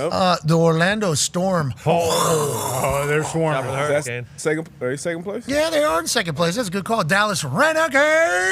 They're currently sitting in third. They got 3 wins and 2 losses. There's a lot of parity in this league. St. Louis Battlehawks, 3-2. They're tied, obviously, with the Dallas Renegades. Louisville Kings, they're kicking off Kentucky Derby weekend. That's right. Okay, on Thursday night, Donner. Do you finally know the quarterbacks in this league? Listen, Your I'm homework. about done with the UFL fans or the IWC. Yeah. Who's leading the passing in UFL? Anybody? DTR probably. DTR, Maybe Desmond Ritter. He's up there, I think. Maybe Desmond Ritter's in the UFL? Oh, yeah. Okay, all right. Jack I do know Plummer. Desmond. Who's he Jordan. play for? I saw Austin Reed play. You guys know him? Remember him? Oh, Western Kentucky? Yeah, and former before that. Oh, Tony. Oh, you should Western know that. Florida. This guy doesn't know ball. UFL fans, get him. Jason Bean. Great player. Yeah. JB, Kansas former former Colt. Obviously, no takebacks. Obviously, UFL. So we're in on the UFL. And then we all said, we hope it does well. Yeah. Bingo. And I'm taking mine back. What? No take back. I just did. You don't want to do well? You want to dread it, Rapoli. You can't do that. What about I- Rapoli Farms? I just Rapoli did. Stables? And I know that I'm saying this, and Rapoli's seeing it, and all he's thinking is, bingo. Exactly. I need more doubters. So I think I'm helping Rapoli out might be in right. the UFL. Okay, so you're motivating Rapol. Exactly, yeah. And that's why I'm taking it back. We will say the co-owner of the UFL has been on the record as stating, I'll go bankrupt for this league. Yeah. Exactly. And we're going to hope that doesn't happen. We hope that UFL does well for the good of football and also for the good of gambling during the spring on something that we understand. Because the NBA is very fascinating to gamble on. The NHL, tough. Yeah, very tough. So hard. Empty netters at the end are deciding so many things in NHL every single night. Obviously, MLB, first 5, we can get a chance. Yeah. What teams are good right now in MLB? Obviously, I know the Cincinnati Reds last night earned all of their fans that were in the stadium some free pizza. They said 325 people won free pizza last night. Wow. Are the Reds on fire right now? Yes, the Reds are actually very good. The NL Central, which is the division that the Pirates are in, is probably, you could argue, is the best division in baseball right now. I think they're a couple Every team's games over 500. Yeah, they're a couple games over 500. Would be leading multiple other divisions. They are in the cellar right now, but they're playing good. Dodgers obviously very good. Yankees very good. Padres very good. Shohei pitched last night yet again. He's doing a full season of pitching. They haven't been having him play in the field, right? Or I'm sorry, hit whenever he pitches, but he's looking to do that right now. Yeah, I think so. Last night was one of the first times that they just wanted him to focus on pitching, and then they end up losing 2-1. He takes the loss even though he pitched unbelievably well. And he basically just said, like, hey, listen, I'm going to listen to what the Dodgers want me to do. Obviously, me being healthy by the time the playoffs comes around is the most important thing. So if they think this is going to be more strain, like, I'm good with going out there and just pitching on days when I'm slated to pitch. Can you put into perspective what a .60 ERA is and what Shohei Ohtani is to the humans, once again, that maybe haven't heard us glaze, I believe would be. You know, we do a lot of show glaze Ohtani around here, because how could you not with this guy? Yeah, I would say like a very good season-long ERA in the majors would be any more, probably like around 3. So like in that average, like you're giving up 3 runs per start, or or per however many innings you pitch. Him being around 0.6 is basically saying like there's a good chance that if this guy goes out and pitches, it's almost guaranteed that if he throws 6 innings, he's probably going to give up 0 earned runs. Or if he does, like last night, by by comparison, like that maybe wasn't that great of a start, but that's considered a quality start. That's unbelievable. He gets the loss, but it's pretty much. I think in his last 180 batters he's faced, he hasn't given up a home run. Like that was kind of always the thing that was dragging behind was, hey, this guy's pitching stuff is unbelievable. But for whatever reason, he's still kind of hit or miss there because the hitters are so good. But he's been absolutely lights out on the bump. What's the best pitcher in the league called Cy Young? Cy Young, yep. Is he potentially in Cy Young Absolutely. conversations here early in the season? I would guess he's probably not the favorite in the NL. I would assume Skeens still is because he's been unbelievable since his first start against the Mets. But yeah, Shohei is. It's like a. Skeens is the clear number one. I'd say Shohei is probably number one or number two, and I bet the odds bear that out as well. Skeens is plus 175. It's actually then Yamamoto, Chris Sanchez, Chris Sale, and then Ohtani at plus 800, which is actually very surprising. I don't know if it's because, they're not going to give him MVP and Cy. Well, he's minus 350 to win the MVP. I guess obviously because he plays on both sides of the ball there for baseball, so MVP is obviously a better award than Cy Young, I guess? It depends. Sometimes pitchers have won MVP too. The other thing that kind of kills him a little bit is that the Dodgers typically have a 6-man rotation, so he's not getting as many starts. A lot of other teams only have 5 or 4-man rotations, so their starting pitchers will get more starts during the year. I think those 4-man rotation teams, they need to take a look. I'm working. Okay. I didn't like my performance against Clayton Kershaw. Sure. I didn't like how I was pitching against, in Thunderball. Mm-hmm. So I'm trying to figure it out right now. I got a lot of experts telling me a lot of things. All of it revolves around you need to use your legs. I'm like, well, I'm trying there. They said, take the jeans off. Okay, it's tough to pitch in jeans. That's what a lot of people told me. And they say I need to transfer weight from ass cheek right to ass cheek left while going down towards. And we got some really high-level baseball people sending me ideas on this entire thing. I got a lot of optimism there from the baseball world saying maybe I figure it out. I will say, this little wiffle ball thing we've been doing in here, it is a good time. Great. If you can pitch. Sure. Mm-hmm. Sure. If you know where the ball's going, it's great. It's been tough for me to figure out. We saw it with Clayton Kershaw. Mm-hmm. Almost killed a couple people in the stands as I was trying to pitch a strike there. I just never really have done that in my life. So I'm trying to learn it here at the ripe old age of 38, about to be 39. You looked pretty good the other day when I watched your kind of mini bullpen sesh out here. It looked like you were kind of tunneling your pitches a little bit, mixing up your fastball with your kind of off-speed repertoire. I think you're a lot closer than you think you are. I'm starting to get it straight, which is there good. You go. I used to have to aim 6-7 feet left for it to go straight because I think early release potentially when it was coming out. Now we got everything going straight, just can't get to height. I mean, I'm hitting basketball hooper once in a while. That thing's really kind of going out there. We don't really know where it's going. It's kind of like me kicking field goals. We don't know exactly where it's headed, but boy, if we're grooving some, we can really be a threat. Give me about a year, I think I'm going to be able to throw some strikes. And I guess there's a wiffle ball game here in Indy that's a pretty big deal that we obviously got invited to. Would love to see the Thunderdome team take on those. But I see some people on the internet doing some crazy shit with these wiffles. You remember the ball we were kind of dicking around with a little bit yesterday that only has the slits on one side. Like, you can make those things dance like you would not believe, and that's typically what they use in those kind of wiffle ball games. See, I got to get to that. I can't just throw gas the entire time. Right. I can't be a gas station like Paul Skeens. Exactly. I need to get a little bit of the cutter, the sweeper, the stinker. Exactly. You got to have the funny stuff. The dropper, the topper. Yep. The swerve. We'll get there. Love baseball still. We haven't talked about it much. Obviously, we're at the draft, and we're in...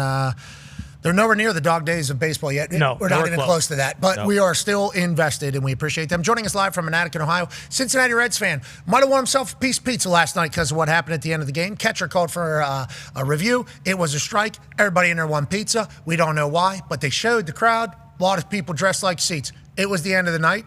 It was work night.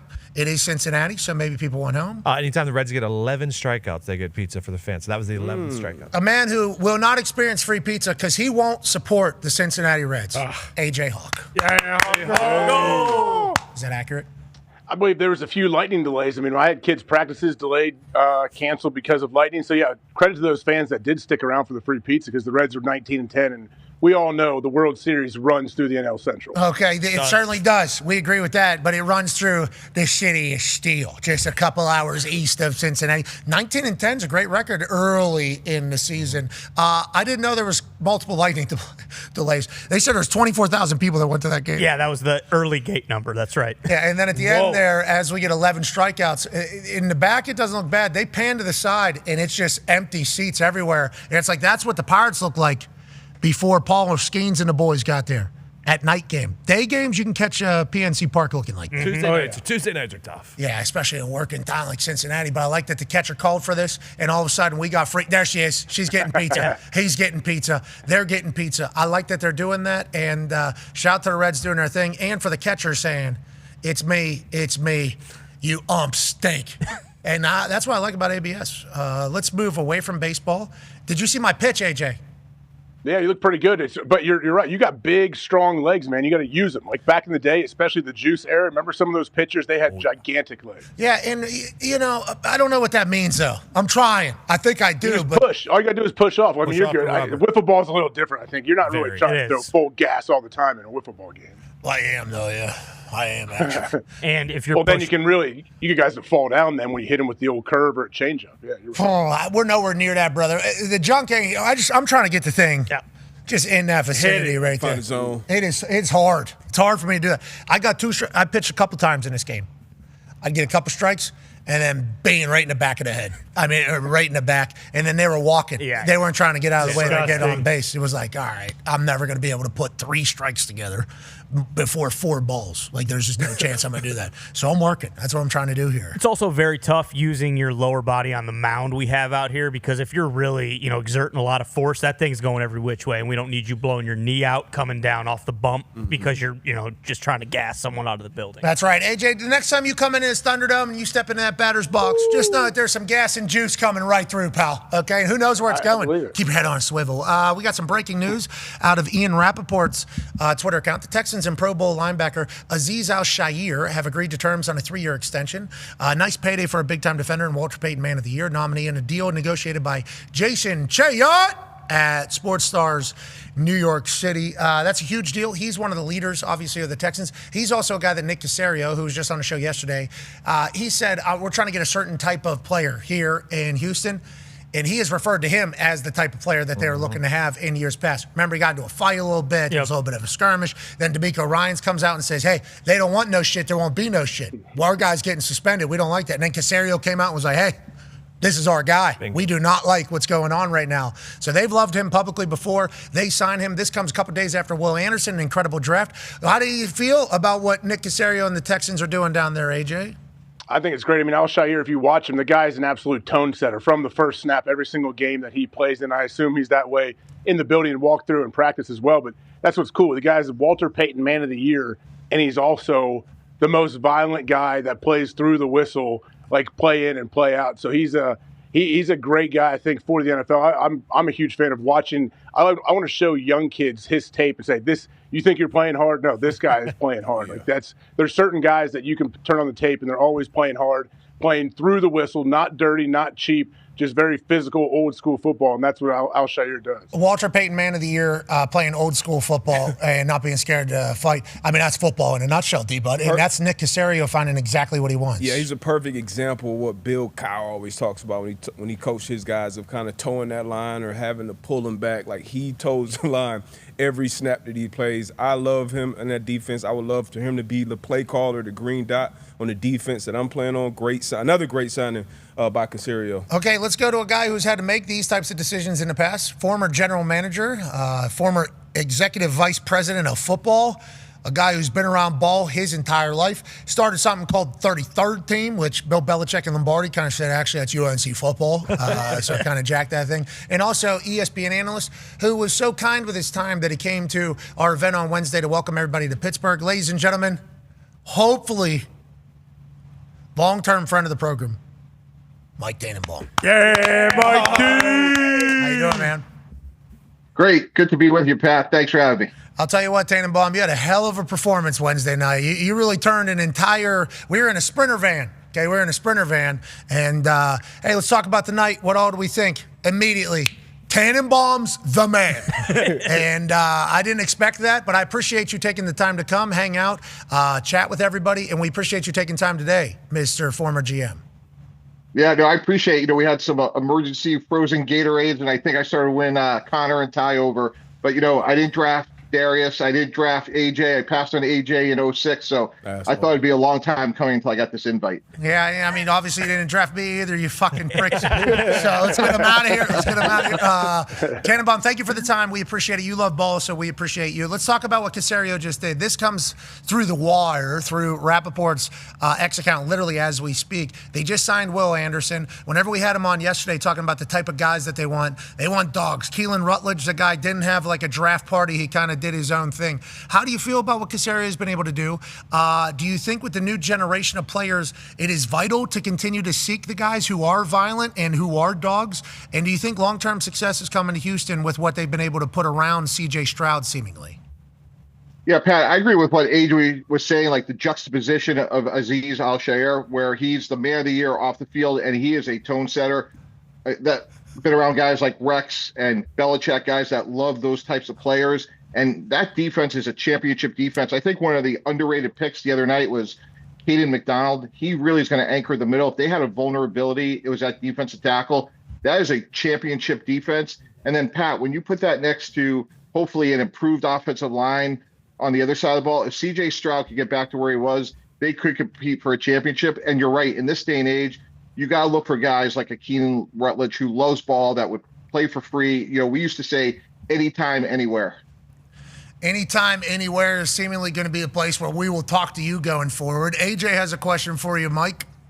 Yeah, Mike, what do you think the Pittsburgh Steelers are thinking right now with the whole, as Pat, what do you call it, the UFA tag that they threw on him? And what's the plan there? What's the reasoning behind that? And how do you think it all plays out? Big oof. Yeah, AJ, that was a rare thing. And basically they just kept their rights to be able to sign him into July. He gets a 10% raise. And, you know, Pat, you mentioned it earlier. If he's going to play this year, he's going to play in Pittsburgh.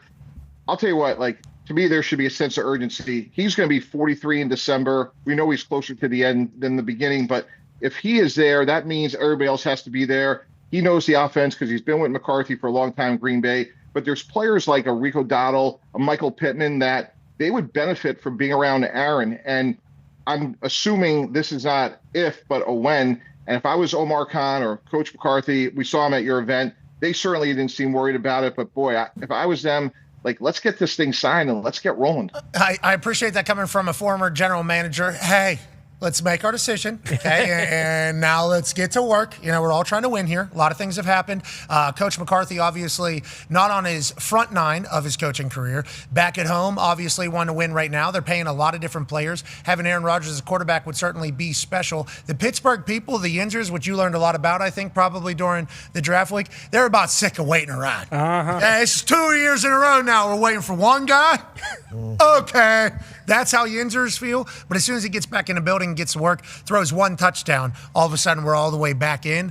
I'm excited to see how Aaron kind of handles it all. They draft Drew Aller in the second round, third round. Third round, Drew Aller. They have Will Howard, who everybody from within the building has said he is a guy. We like the way he carries himself. We just have to see him in live rounds. Drew Aller, McCarthy guy, I guess. What do you think about the backup plans that they have in case Aaron Rodgers says, oh, you want to put big oof on me? Well, actually, I'm going to go ahead into jungle in South America for the next 6 months. Boom. There's a chance that happens. Yeah, well, first of all, that's why, hey, Aaron, if you're going to do that, that's great. Tell us 6 weeks ago so we can get Kirk Cousins. But if that's where we are, look, Mason Rudolph, we could go win games with him. And then Will Howard is an interesting guy to me. And look, with Drew Aller, you're getting somebody going to last year, Pat, was probably going to be a first-round pick. He looks the part. He has a great arm. And then, look, we all knew that, you know, we know that fell apart against Oregon, got hurt against Northwestern, and that was it. But he has high upside. Coach Parcells used to say all the time, like, when you draft a quarterback, not only do you want starts and you want the physical aspect, but you want to know what the upside is. And he has great upside. So if Coach McCarthy could invest a year in him, they may have something in Aller. And where they took him, it's not the end of the world if it doesn't work out. Yeah, it feels like the entire draft is actually like that, even though people don't judge that immediately. There's been ass picks everywhere in the draft, and there's been, like, Hall of Famers everywhere in the draft. Such a crapshoot, man. It actually is. You've been in that room, obviously, making actual decisions. But when we do the draft spectacular, everybody that gets picked, we're like, could be. Yeah. Because it actually could be. You know, like the big shocker of Ty Simpson going to the Rams. Okay, could be a great decision. Michael Penix, 2 years ago. Yeah. Obviously immediately shit on the situation, and then as soon as you look at it, it's like, might end up working out for him. Isn't that kind of how the draft should be viewed? And how do you kind of view it in a nutshell? Yeah, Pat, you know who agrees with you is my knucklehead son, Jacob, because anytime I yell at him, he goes, I can't listen to anybody that drafted Charles Harris before TJ Watt. And then he walks away. So it is absolutely the Jacob Tannenbaum. I mean, that is awesome. That is awesome. But you can't tell. I mean, TJ Watt, I think we should have known probably. I don't want to shit on you alongside your son, Jacob, but it really is such a crapshoot, especially situations and everything like that. Minimizing that is really all you can hope to do, I assume, especially at the top of the draft. Is that how you view it? Yeah, I think the whole aspect of it goes back to like what Parcells, Belichick, they always talk about, like the tape sets the floor, character sets the ceiling. Like if you get good players from good schools and you draft them and ask them to do what you saw on tape, within reason, they should work out. And those first 3 rounds, you have to be airtight. And, we did pass on AJ Hawk, which we probably shouldn't have.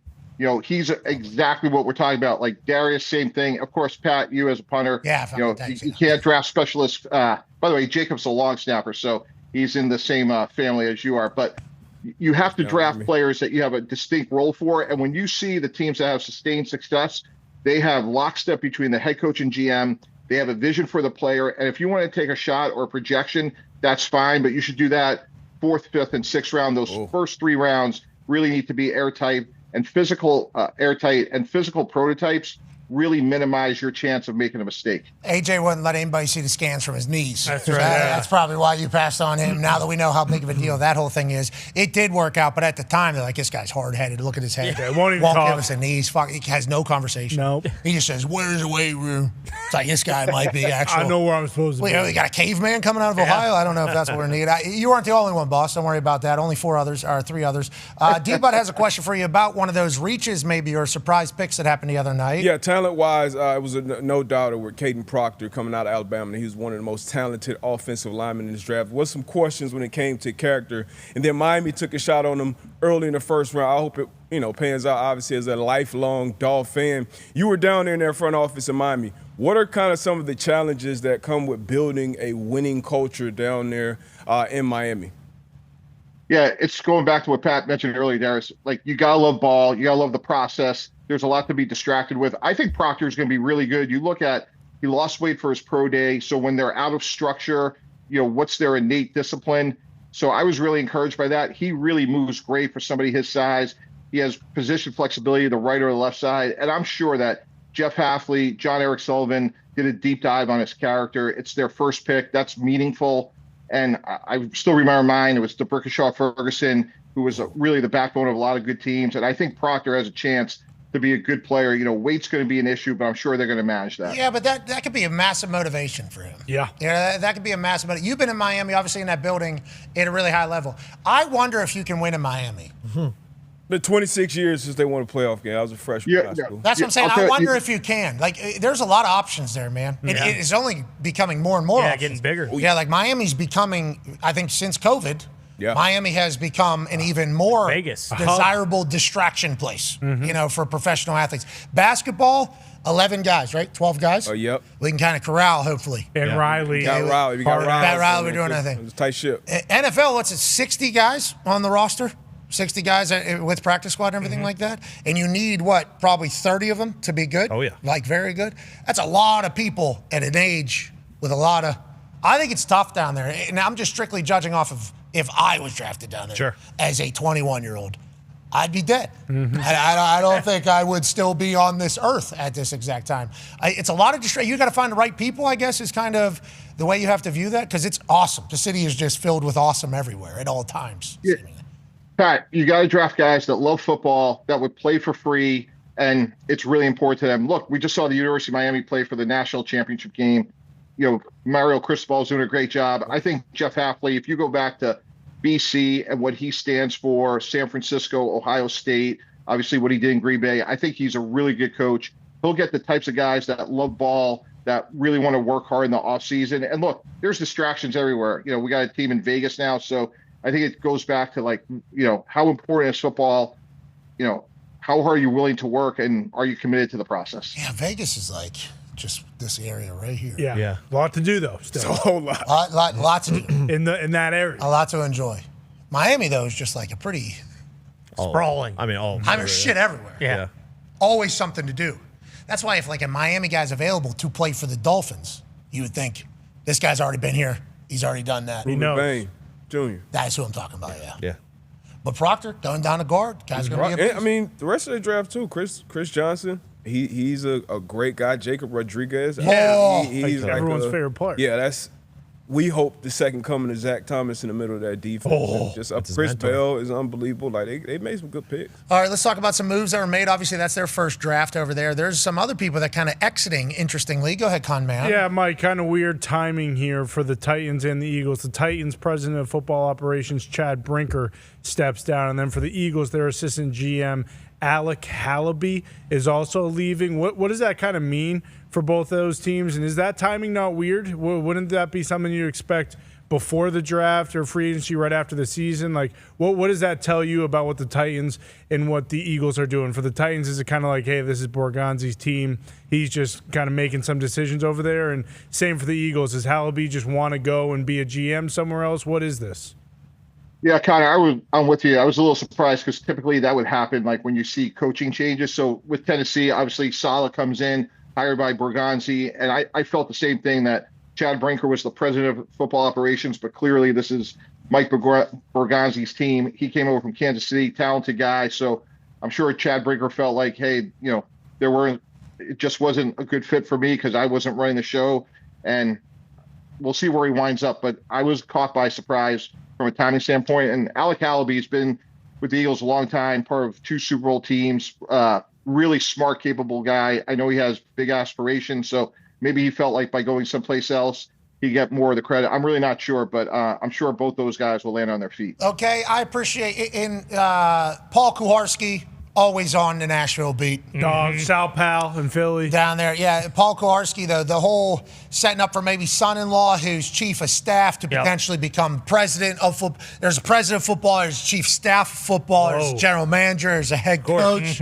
A lot of titles, obviously, but it feels like a lot of people, Paul Kuharsky included, think that chief of staff, son-in-law of Amy Adams Strunk, could potentially be stepping in there. He's been around a long time. And if you got Borgons there, which is what Brinker kind of alluded to, he's got faith in Borgons. Feels like we're in a good spot here. Maybe the setup for the Titans in the future is great. And maybe Brinker says it's time for me to go somewhere else.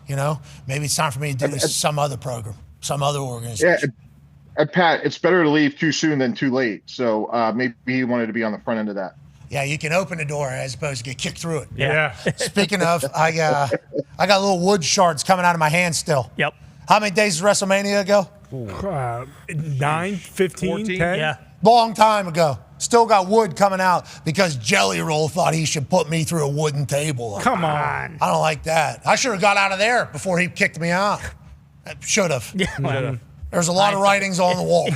There was in that entire thing. Let's continue to move around the NFL. Let's go to Cleveland, shall we, Tannenbaum? That's a fun place to talk about football. Todd Monken's in there. That's great. Deshaun Watson is the QB1 coming out of voluntary minicamp. Mary Kay Cabot is...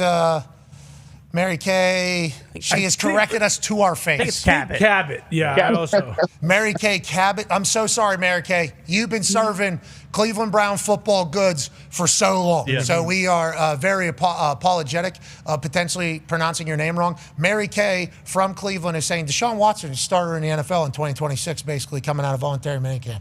Wow. Tannenbaum, your thoughts on somebody not playing NFL football for as long as he will have played a couple games, then he got hurt again. How do you feel about what's brewing over there in Cleveland? And I see the head shaking back and forth. Does that mean you're mind blown that this is potentially happening? Yeah. Pat, that is the most improbable development we've seen in a long time, given the amount of time he's missed.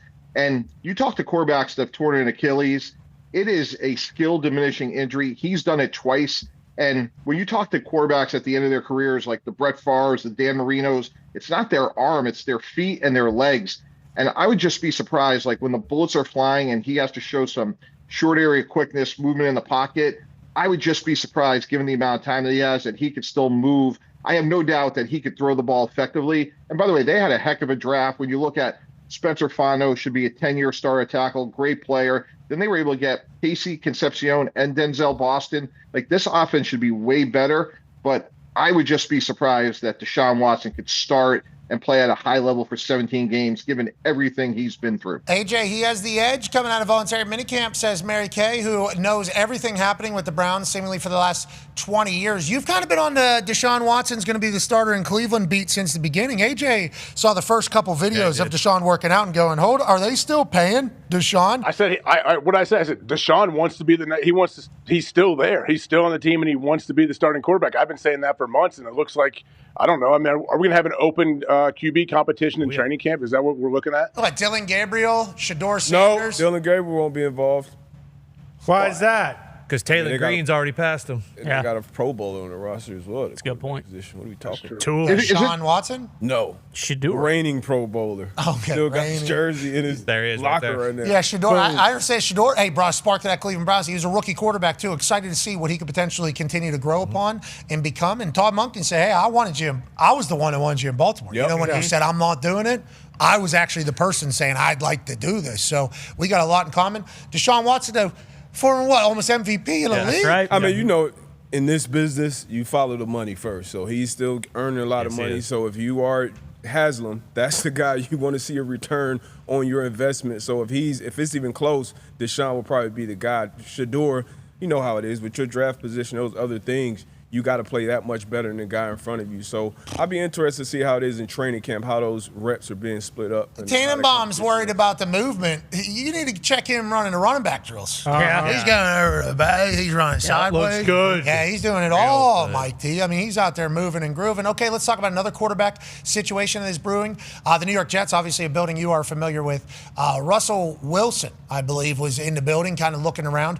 We got a stat sent into us that no quarterback has ever started for the Giants and the Jets in consecutive seasons. Okay, nice. Okay, that could be Russell Wilson's journey from the Giants of football to the other team that's also in the same stadium, the Jets, who, much like the Miami Dolphins and much like the Brownies, obviously have not had the most amount of success, but they also have fan bases that expect them to suck. And Jets certainly are one of those fan bases.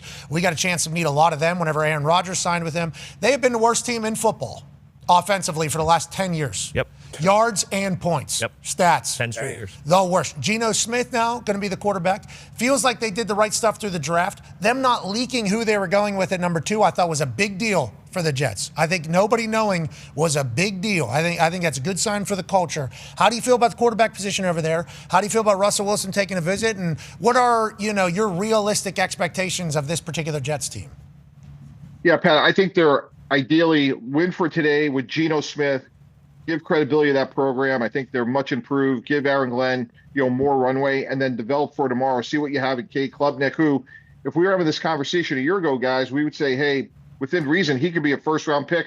Let's see what Frank Reich could do with him. And if you bring in Russell Wilson, that's another one-year Band-Aid. So that makes a lot of sense. In this day and age, it's hard to develop players, quarterbacks, and head coaches. So Jets have to make improvement. I think they will, based on, what they've done this offseason. If they win 6-7 games heading into next offseason with 3 first-round picks, they are well-positioned. I think Aaron Glenn will have a much improved team. And, if they do that, that'll buy him time. And I think Geno Smith, given the offensive line, specifically Armand Membu, Olo Fashanu, will be better than what he had last year in Vegas. He also got incredibly unlucky. I knew he threw a lot of interceptions, but, there was a lot of things.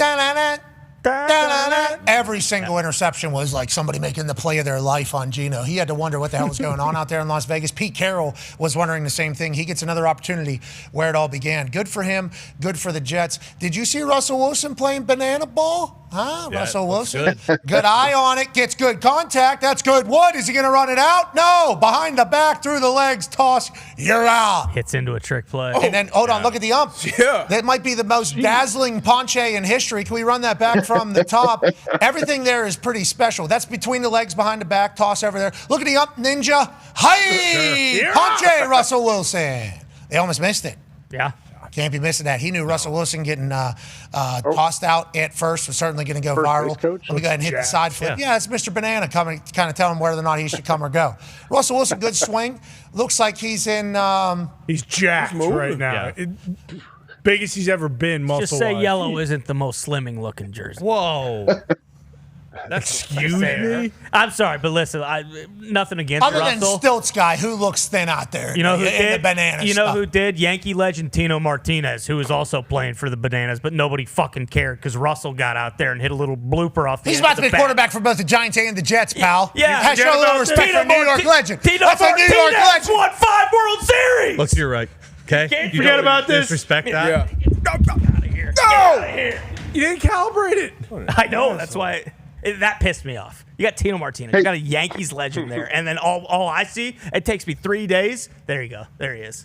Russ is a Yankees legend. Look at that standing ovation. You think Russ got one of those for going, 3-14 for the Giants last He didn't year? start every I don't game. think so. You think he played 17 games? You're out of your mind. I didn't even see this. Tino Tino go go yard? yard? Yeah. I assume he did. No, I can't find it. Oh, no. Is it your Ponche? Tino's 65 years old. Let's Give watch him a this in break. real time. Let's go full screen on this. Oh, no. Ponche.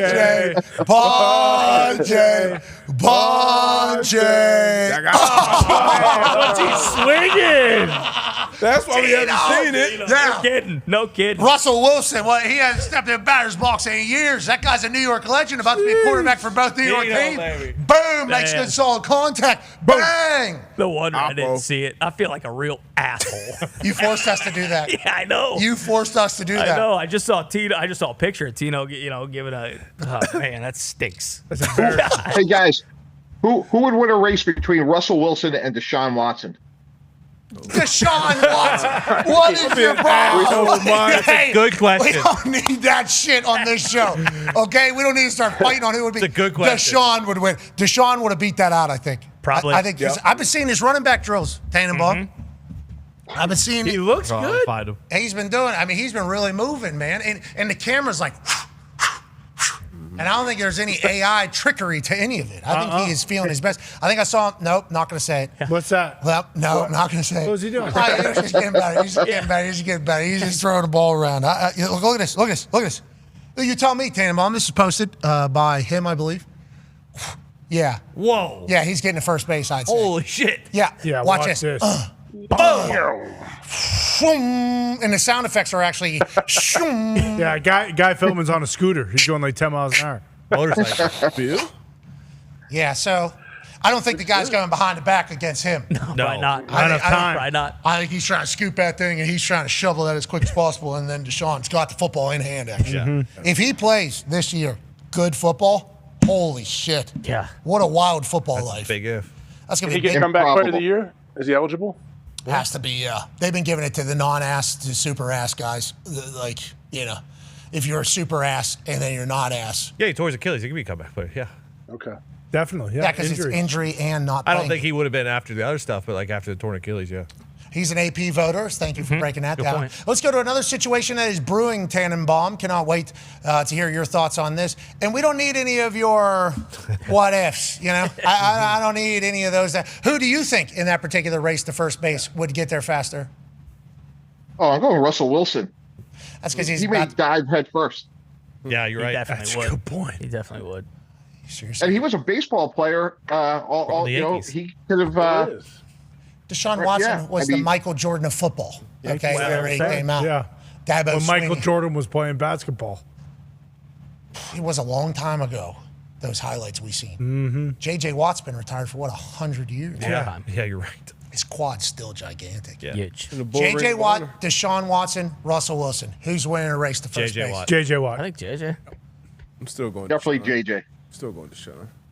J.J. freaking Watt. I don't think Deshaun's losing to J.J., right? Is he? Because they're like kind of... I don't think JJ's. If JJ's about to lose, he's tripping both of them and he's crossing first. And that's what we're looking for in the draft. Yeah. Okay, that's what we're looking for in the draft. We want that type of competitive spirit whenever we're bringing somebody in. Speaking of a competitive spirit, there's a man down in Dallas that got a chance to showcase who he is, but now there's something brewing, Tannenbaum. Go ahead, Ty. Yeah, Mike, we were trying to figure out yesterday if George Pickens is going to be on the roster week 1 for the Cowboys. Listen, we heard everything with the franchise tag. He intends to sign it. He hasn't signed it yet. No big deal. He will.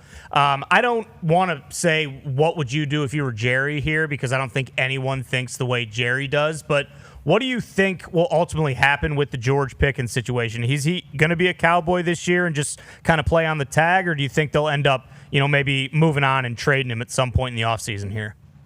Yeah, Ty, I think what was really important was, Adam Schefter came out and announced before the draft that he had signed the tender. Turns out he didn't. So he cannot be traded until he signs that franchise tender. So I think he's on the team this year. I think if they were going to trade him, it would have been before the draft. And obviously then they could have drafted a receiver. I think for a team that really thinks they have a chance to win it all this year, I just can't imagine they would trade somebody as productive as George Pickens was a year ago at this point in the offseason.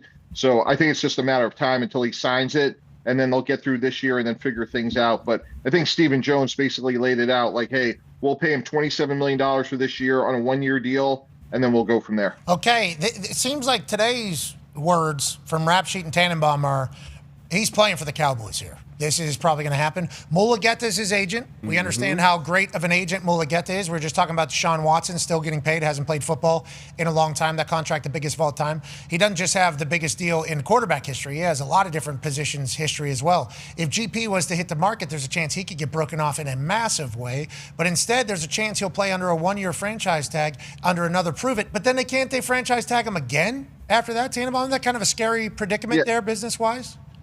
Yeah, I don't think they will, though, because that's 20%. So, back of the envelope, that'd be, $35 million, which is a lot to pay on another one-year deal, especially when you got CD on the other side. So I think you get through this year, let him go, and then go draft somebody else, because I just can't imagine they're going to move on from Dak, break up that Dak-CD combination. So I think they hit on Pickens. It was a great move. And I think if you were going to extend them, now would be the time. I just can't imagine that they would go back-to-back years on the franchise tag. All right, we'll be excited to watch it. We love GP down there in Dallas because they're on national television every week. So it's nice to have a guy that can jump over a human standing up. A lot of people can do the hurdle over people that are going to tackle. Yeah. George Pickens can get you if you're trying to hug him. He can jump right over the top of your head. Right. Athlete. And he will. And he'll hold the ball like this. Yeah. He's unbelievable. I don't think Deshaun Watson could do that either. What's this guy's problem? He just doesn't like him. What's this all about? I bet he can't either. No, I don't think so. That's why GP's one of one. Okay, let's pivot away from current NFL stuff, and let's get the thoughts of a former GM on something that is currently brewing in all of college sport, but definitely in college football as we speak. Go ahead, Tone. Yeah, Mike T, I'm not sure if you saw, but projected first-round quarterback for next year, Brendan Sorsby, who is at Texas Tech, has decided to step away from football because of a gambling addiction, and everything that is coming out is he's probably not going to play college football again because of what he did. The NFL does have a supplemental draft. Chris Carter's coming out of the supplemental draft. Josh Gordon's coming out of the supplemental draft. Do you think there's a situation where NFL teams would be interested in this? I don't know if Sorsby would have to go through the supplemental draft, but do you think NFL teams are looking into this situation because of a guy that's so talented that they might be interested in, who would be a first rounder next year if this did not happen? Yeah, it's a great question. First of all, let's hope Brandon Sorsby gets the help that he needs with a really serious issue in our country now. And we did check with the league, and basically he would have to be ruled ineligible to play college football to even be considered for the supplemental draft. So the NFL is not going to do anything until his situation gets, sorted out, which we all know sometimes takes a while. We saw Trinidad Chambliss go to court amongst many others to get his eligibility. He was successful. Others haven't been. So we may not know for several months. Typically, the supplemental drafts in late July, and the way that works is if you draft the player, you would lose that draft choice in the corresponding round, the following draft. He's extremely talented. He's a borderline first rounder. So there's a lot to unpack with this story. I think we just saw the beginning of it. And the biggest issue is going to be is whether or not he's allowed to play this year in college football. And once we know that, that's when we know if the supplemental draft could become a possibility. Okay, that's obviously a very serious situation. There's more information coming out. I believe Pete Knuckles. Yes. Oh, Pete Knuckles. Yeah, sure. Pete Knuckles. Of all three, yeah. Was able to see what investigators saw about his gambling. A lot. And they were talking about it, but I think it said $10,000 was the gambling. And obviously all this information is flowing in fluid in real time. I assume there'll be more information that is released or whatever. He placed more than 10,000 in wagers, so it was at like 10,500. And at one point he was averaging 20 bets per day. Sorsby placed bets across multiple states using a range of gambling apps. Now, it did come out that he was Indiana when he was a freshman on the Indiana football team.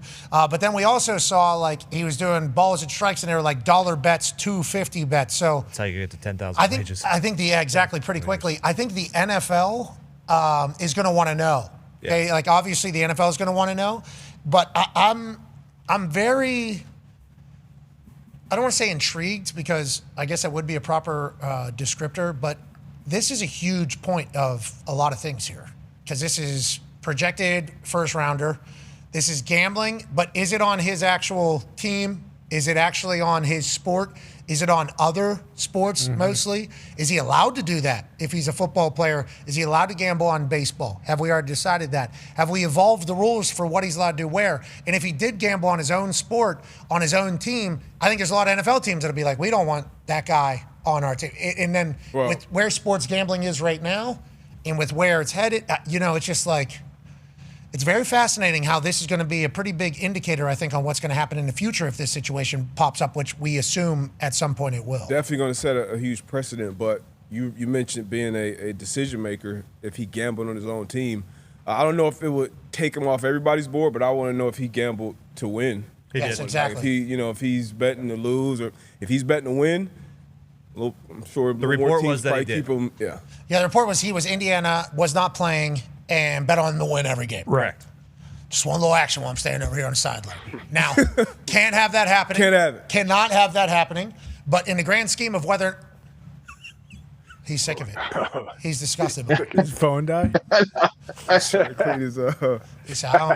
He's bummed out. He is a little bummed out. We're all kind of bummed out about the situation. I am bummed out about it. Yeah, Texas Tech they became one of the darlings of college football last year. Yeah, still are. Yeah. To be honest. Let's put him up there, actually. Let's get a shot of him in the back wall there with it. There it is. Can we put him on the back wall there, split? Oh, let's get a photo. Thanks for coming on, Tannenbaum. Killed it. All right. See you, dude. That's Mike Tannenbaum. Yeah, Mikey. All right, Mike. That was a good out. Yeah, that was great. Yeah, it was. Memorable. I think that's a very Mike Tannenbaum exit. Yeah, it was perfect. Don't you think? Yeah. Yeah, I think if there was any other way, I think it would have been worse than that in the Tannenbaum brand. The Tannen brand, if you will. Exactly. Maybe another Watson shot. He is, dude. What was up with that? I mean, obviously, there's a lot with that. But, but on that note, if he was come back after 4 years of not playing football, really, played some football, it was ass. But if he was to come back after not playing great football or not playing at all, especially with everything that has happened, and played good football, that would be insane to think. Insane. Have we ever seen that? No. That big of a break? Yeah, probably not. That's why when Colin Kaepernick was trying to get back in the league like 6 years after he hadn't played, I was like, good luck out there. And then there was people like, oh, they're going to hold it against him. They're not going to sign him. It's like, there's no fucking way he's able to play 6 years away from the game at that position. That is a very difficult position to just be away from the game, not getting reps, not getting in there, not getting action. It's like punter. If I was to just step back in there, I mean, that's the bottom of the totem pole. That is the lowest level of everything. Just dropping back in there would be a crazy move after stepping away from it. There's only so many jobs. I mean, there's only 32 quarterback jobs. There's so much talent out there. To just step away, not play, and then drop back in there as if nothing happened is insane. That's an insane thought that it could happen. He played in 6 games in 22, 6 in 23, and then 7 in 24 before tearing the Achilles. Obviously, none last year. And they didn't really look great in any of those games. So, ladies and gentlemen, wrapping it up here, Mike Tannenbaum. Mike, you had a great exit. What are we doing? You come back for round 2 here. I just want you to know I didn't hang up. My video froze, so I wasn't trying to thumb out or anything like that. All right, we appreciate you. Ladies and gentlemen, that's Mike Tannenbaum. Yeah, Mike. We love that guy. Good clarification. Yeah. Yeah, he's just trying to thumb out.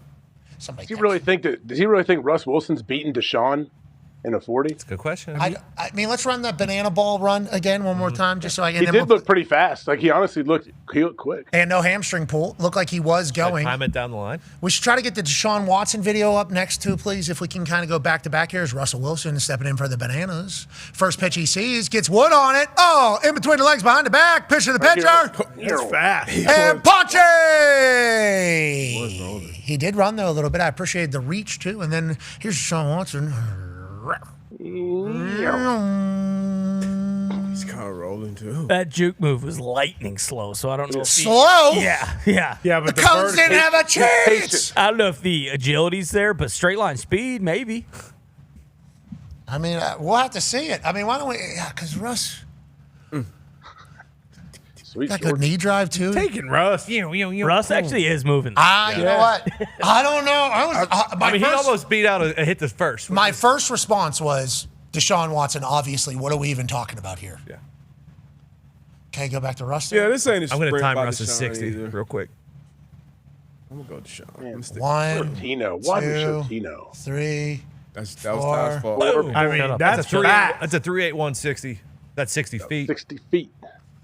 Yeah. Sorry, 90 What feet. you just did was accurate for sure. What do you mean? You got a good thumb. I know you got a good thumb. Now time him. 1, 7, 2, 3. Okay, pretty even. I'm taking Russ. 1, 2. He's going 70% right Yeah, he ran a 3.540 there. Yeah, but he might be going 70% because he's scared his hamstrings are going to pop out of his legs. That's why Russell Wilson should not be going 100% right here. Maybe I pull something. No, he's full out because he's in the best shape he's been in.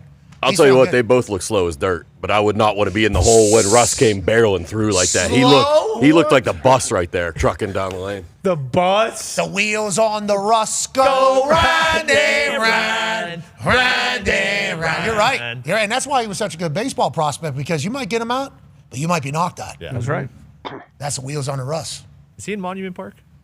What do you think, Tony? Man, I Yeah. cannot believe that happened to Tito. I'm going to think about that for That's the why we next didn't 20 do it. years. What is Monument Park? It's where all like the Yankees legends, where all the numbers are retired. It's Oh, an of outfield course. behind You think Russ is there? I don't know. Spring ball, he's always clean in the stripes. And then they always got him. He's boom. He's even doing the the magic trick with the palm. Yeah, you bet. Then he's throwing somebody out over there. And then he gets in the batter's box, takes a little BP. Gone. And you saw him with the Banana Boys. He had a very comfortable eye on that ball, didn't he? Oh, yeah. Great hack. First swing. Trying to go the other way, just hit the ball where it's pitched. God, Tino. Hey, 60. Tino. Wasn't even close. I would have just shut my mouth. I didn't even know the Shut guy my was in this thing. stupid fucking mouth. I knew he existed, of course. I knew who Tino Martinez was before you said his name today. 5-time World Series champ. 5-time! Banner, banner, banner, banner, banner, pennants all over the place. What position? He was so good. When he held that bat, he was that lefty. Yeah. And Southpaw. when he played lefty, Hitting those 340 This- clear home He runs. wasn't a shortstop. this guy's great at no, he first. wasn't. First base. First base. That's right. Boom. That's right. Oh, You knew. yeah. Yankees fan in the back kind of left me out to dry right there. I would like to let you know. Wow. Yeah, that was a lefty, a lot of bombs. Okay, quick. How much do I know about baseball? What would he That play? feels like a first baseman right there. I got a little worried that I was going to destroy my own credibility. And give the wrong Good call. He's got a Yankees hat on. Good call. Oh, my God. And he also, I'm about sick of you guys You just can give him making credit things for all up. 5. He won 4. Yeah, I know. I was just trying to gas him up a little bit. He wasn't there for the first one. I know. He was with the Mariners still. That's okay. It's okay. No, I mean, Tino Martinez, though, I knew that. Legend. Before today. Legit legend. So that's why it really bums me out. Yeah, that he but looked that bad. Yeah, but the Cosmonauts have some good pitchers. Yeah, They did. That guy was throwing a little gas. And Tino is, is Tino 60 plus, is he not? 58. 58, yeah. So he's getting up He's there. battling injuries, too. I bet he's got injuries that he probably played through some stuff to play in that game. Yeah, but fuck all the excuses. The pitchers. He didn't make them. I'm making it for him. He didn't got a make the meatball? No, but I'm make saying, it. I think Tino would say, Scott can really move the rock. Oh, yeah. Yeah, I think Yeah, Tino you're would be right. impressed. Call him up. Nibbling the edges. He was nibbling the edges a little bit. Do we know how many good baseball players there are out there? Who are all these super duper cosmonaut? No, a lot of good guys are playing for the Bananas, so much so that, now it's kind of starting to get to, the really good guys are getting plucked and they're going to the big leagues. What? Banana ball Got the White Sox. to the big league. White Sox push. That's awesome. Yeah. Once again, cannot say it enough. Congrats to the Banana Boys. That's an unbelievable thing that they're selling out stadiums and entertaining the masses with a sport that we love now. So I enjoy it mightily. We'll continue digitally. Sports Center will cover after us. We'll see you tomorrow. Be a friend, tell a friend something nice about change our life. Goodbye. I think I got it. Oh, yeah. You did. That was me trying to get the first like Russell Wilson. But I don't know if I. Now, is the other team really called the Cosmonauts? No, it's party animals. Okay. There's the five. Okay, I thought they might add Yeah. a team I didn't know about. I didn't. They follow added it. the Indianapolis Clowns. We know that. Don't love that. Tough to be a fan of Really? them, but I do appreciate that we got added into the realm because got we do possessed. sell out for them all the time. They got Cosmic Baseball now, though. Yeah. At night. That's right. That's the crazy. cosmonaut. Rogers Realm is playing for one of the teams. Really? I Yeah. saw that actually. He actually hit a double, I believe, last night or 2 nights ago. Did the Rogers nipple celebration, and then did the pinky hang. He's a good ball player. He is actually a player, and he can throw pretty good. Oh. Are these pitchers just good pitchers from lower divisions that aren't tall enough? No, probably just don't have quite enough velocity, would be my guess. Velo's probably. So, do we think size? Because I saw a guy wearing Daisy fucking Duke. So I was watching. I was watching the L.A. Angel City. Yep. Angel City. Wait, are you talking about the Los Angeles Angels of The, like the MLB women's or- soccer team. Oh, gotcha. LAFC or whatever. LA Yeah. Angel LF- FC, I believe. Angel FC. And they were playing Portland, I think. Okay. Okay. Timbers. Timberettes. What sport? This is soccer we're talking? Women's soccer was on Sunday. Good game, by the way. Lady who just returned, I believe, from having a baby scored in her return. That's pretty sweet. Big deal. One of the storylines before the game was that her, and then she ends up scoring. I believe it was pretty good. Then they had the women's sports on this is all on ESPN too, and it was on TV. Obviously, we had hockey, we had NBA. It was just taking up all the TVs we had there. Baseball. It did replace Sunday Night Baseball. I was watching that. They had interviews with Flo J, and crushed it, by the way. She always does. She's incredible content.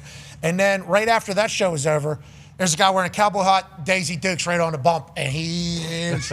So, and I hadn't seen that. You know, there was something going on over here at the TVs, and all of a sudden, I corner my eye, I think I see an ass cheek up here. Oh. I'm like, what? I don't know what's going on. I look up there, cowboy hat, Daisy Dukes, fucking gassing that thing. And he was throwing unbelievable. And I'm like, that's banana baseball right there. And also, they're on ESPN2 right now? Yeah.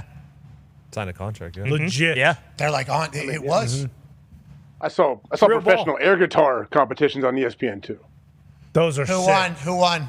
I think if I that- could guess. I know. One of the gentlemen with a long wig on won. And he was a Caucasian fella?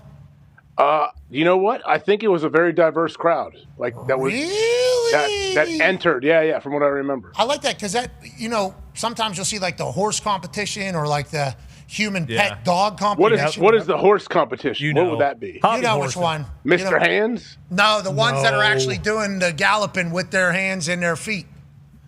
Oh, you're for like humans acting as horses on all fours? Yeah, not Mr. Hands. I've never seen that. I've never seen that. These are fuzzies. These aren't the fuzzies. They're No, not that's wearing furries. costumes. Oh, furries. Furries. And I don't think they're ever going to get on ESPN2, but shit.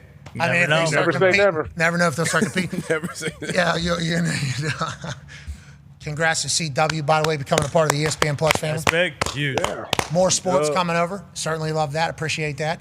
Shout out to CW. Because remember, I believe there had been an arrangement between ESPN and CW for a couple things. College football playoff game, I believe, in years past, that had kind of been subleased or whatever. So who knows how long the negotiation has been going on. CW Sports finds a home in the ESPN Unlimited app. And it feels like ESPN's continuing to do what it has done for a long time, which is gather as many sports rights as possible and try to recruit sports fans however you possibly can.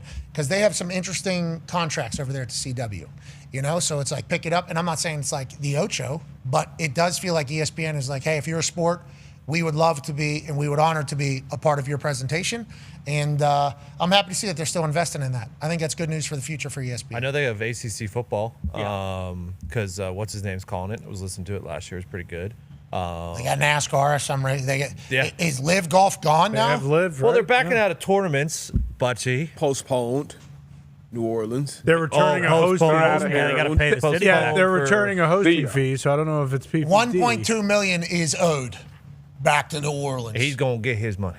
3.2 million in total. That we have given. See, we held up our end of the bargain. We'd like to say 2 million of that went into a park to make it better. Okay, we'll keep that, but the other now.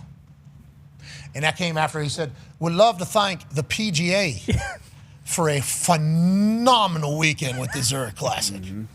On that note, Liv is postponing. We'd like about $1 million back, and we'll see you as we go down. I'm a little worried. I think you should be. I'm a little worried. Should be. What about what? I'm a little worried about the future of that league. What? They just got on ESPN. We'll see.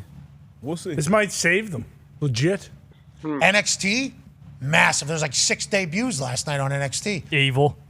Huge. And also, who's that fat man? Yeah, I can't remember. Bone was going crazy for him this morning. Ghost, I believe. Ghost or Goss. British lad. Yeah, British lad. Yep. Supposed to be the next KO. That guy's supposed to be the next KO. I think they say that because he's big man. Okay, all right. Yeah. Cruz is his name. Okay. Cruz is his name. Cruz, yeah. He's big man. Tony who can Cruz? move. He's an athlete, yeah. Yeah, he can really move. KO, bigger man who can move. Absolutely. But yeah, Evil is kind of the prevailing story there. I don't see anybody in NXT being able to stop this guy. That shit sucks. So. Whoa. What are we talking about? Evil or what? Evil or just? I think just in general, but I am excited for Liv. If Liv continues to go on ESPN, We need to turn off the music on the 18th hole, though. Yeah. Okay? We need to do a civilized golf tournament if we're going to do it. We need golf, but golf, not golf, but louder. That's what we need, okay, over there. But golf. Golf, but golf. And ESPN might do that for him. Like, hey, you guys have good golfers. You need to stop with the gimmicks. We're going to bring you in, and we're just going to make it normal golf, but live. How about this? Empty golf courses. We don't care. Yeah. Okay, just get them out. We'll play at night, actually. Got nighttime. That'd be awesome. Prime time golf is what you guys are doing. That's awesome. Good luck out there. We're pulling. They don't play on it. They bring the crowd. Nick, can you speak to your experience at a Live event? I had a great time. It was very sparsely attended, so there was a lot of room to be able to see everything. You could get right up against the ropes. Liar. That's good. That's a good experience. I thought the music was going to be terribly distracting. It wasn't bad, but it was only really at 1 or 2 holes. So the 18th and the first. Apparently, you guys didn't spend enough money while you were there. Maybe.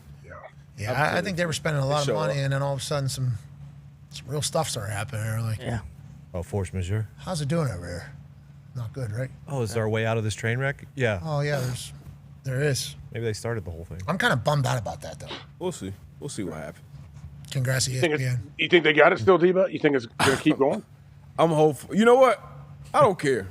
What? Yeah, it's over, golfers. Golf but louder, I wanna see man. the best golfers playing with and against each other as much as possible. You did this gimmick for this long, and now you're jumping shit. I can't wait for you just to turn on F1. Never. You had to do an entire Never. F1 Never. thing. He will. Wait till you see the Indy 500 this year. These cars are They buzzing. bring it. They bring it. Boy, are they bringing it this year. Yeah, all respect to Indy 500. but Okay, the pinnacle. The pinnacle is the pinnacle. Indy 500. The grandest spectacle in racing. Yes. The number one of a bunch of number ones. That's right. How many people go? Like 400,000? Yeah, 400, 500. Yeah, it was like 550 unbelievable. last year, I thought. They're talking about like 700 this year. Did you go? Start to see the flags. I went when I play here. Where'd you watch from? How'd you experience? Maybe you need to get out there Pat and it. feel a little bit. Pat it. Yeah, but maybe you need to get down there. Get in the pit, I brother. kissed the bricks. You need to stay inside the track. Yeah, but don't you think you need to feel the? And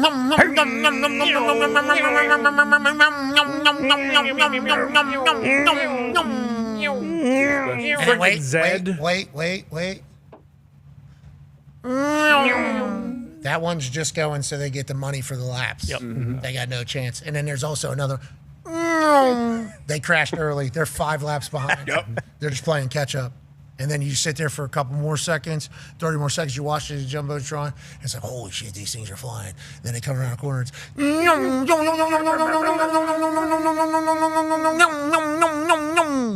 that's what it is. Remember New Garden last year? Remember? He was all the way I in do the back. remember. He had to Those start last- last. And he's Last laps, always electric. Did you see what Sig said? No.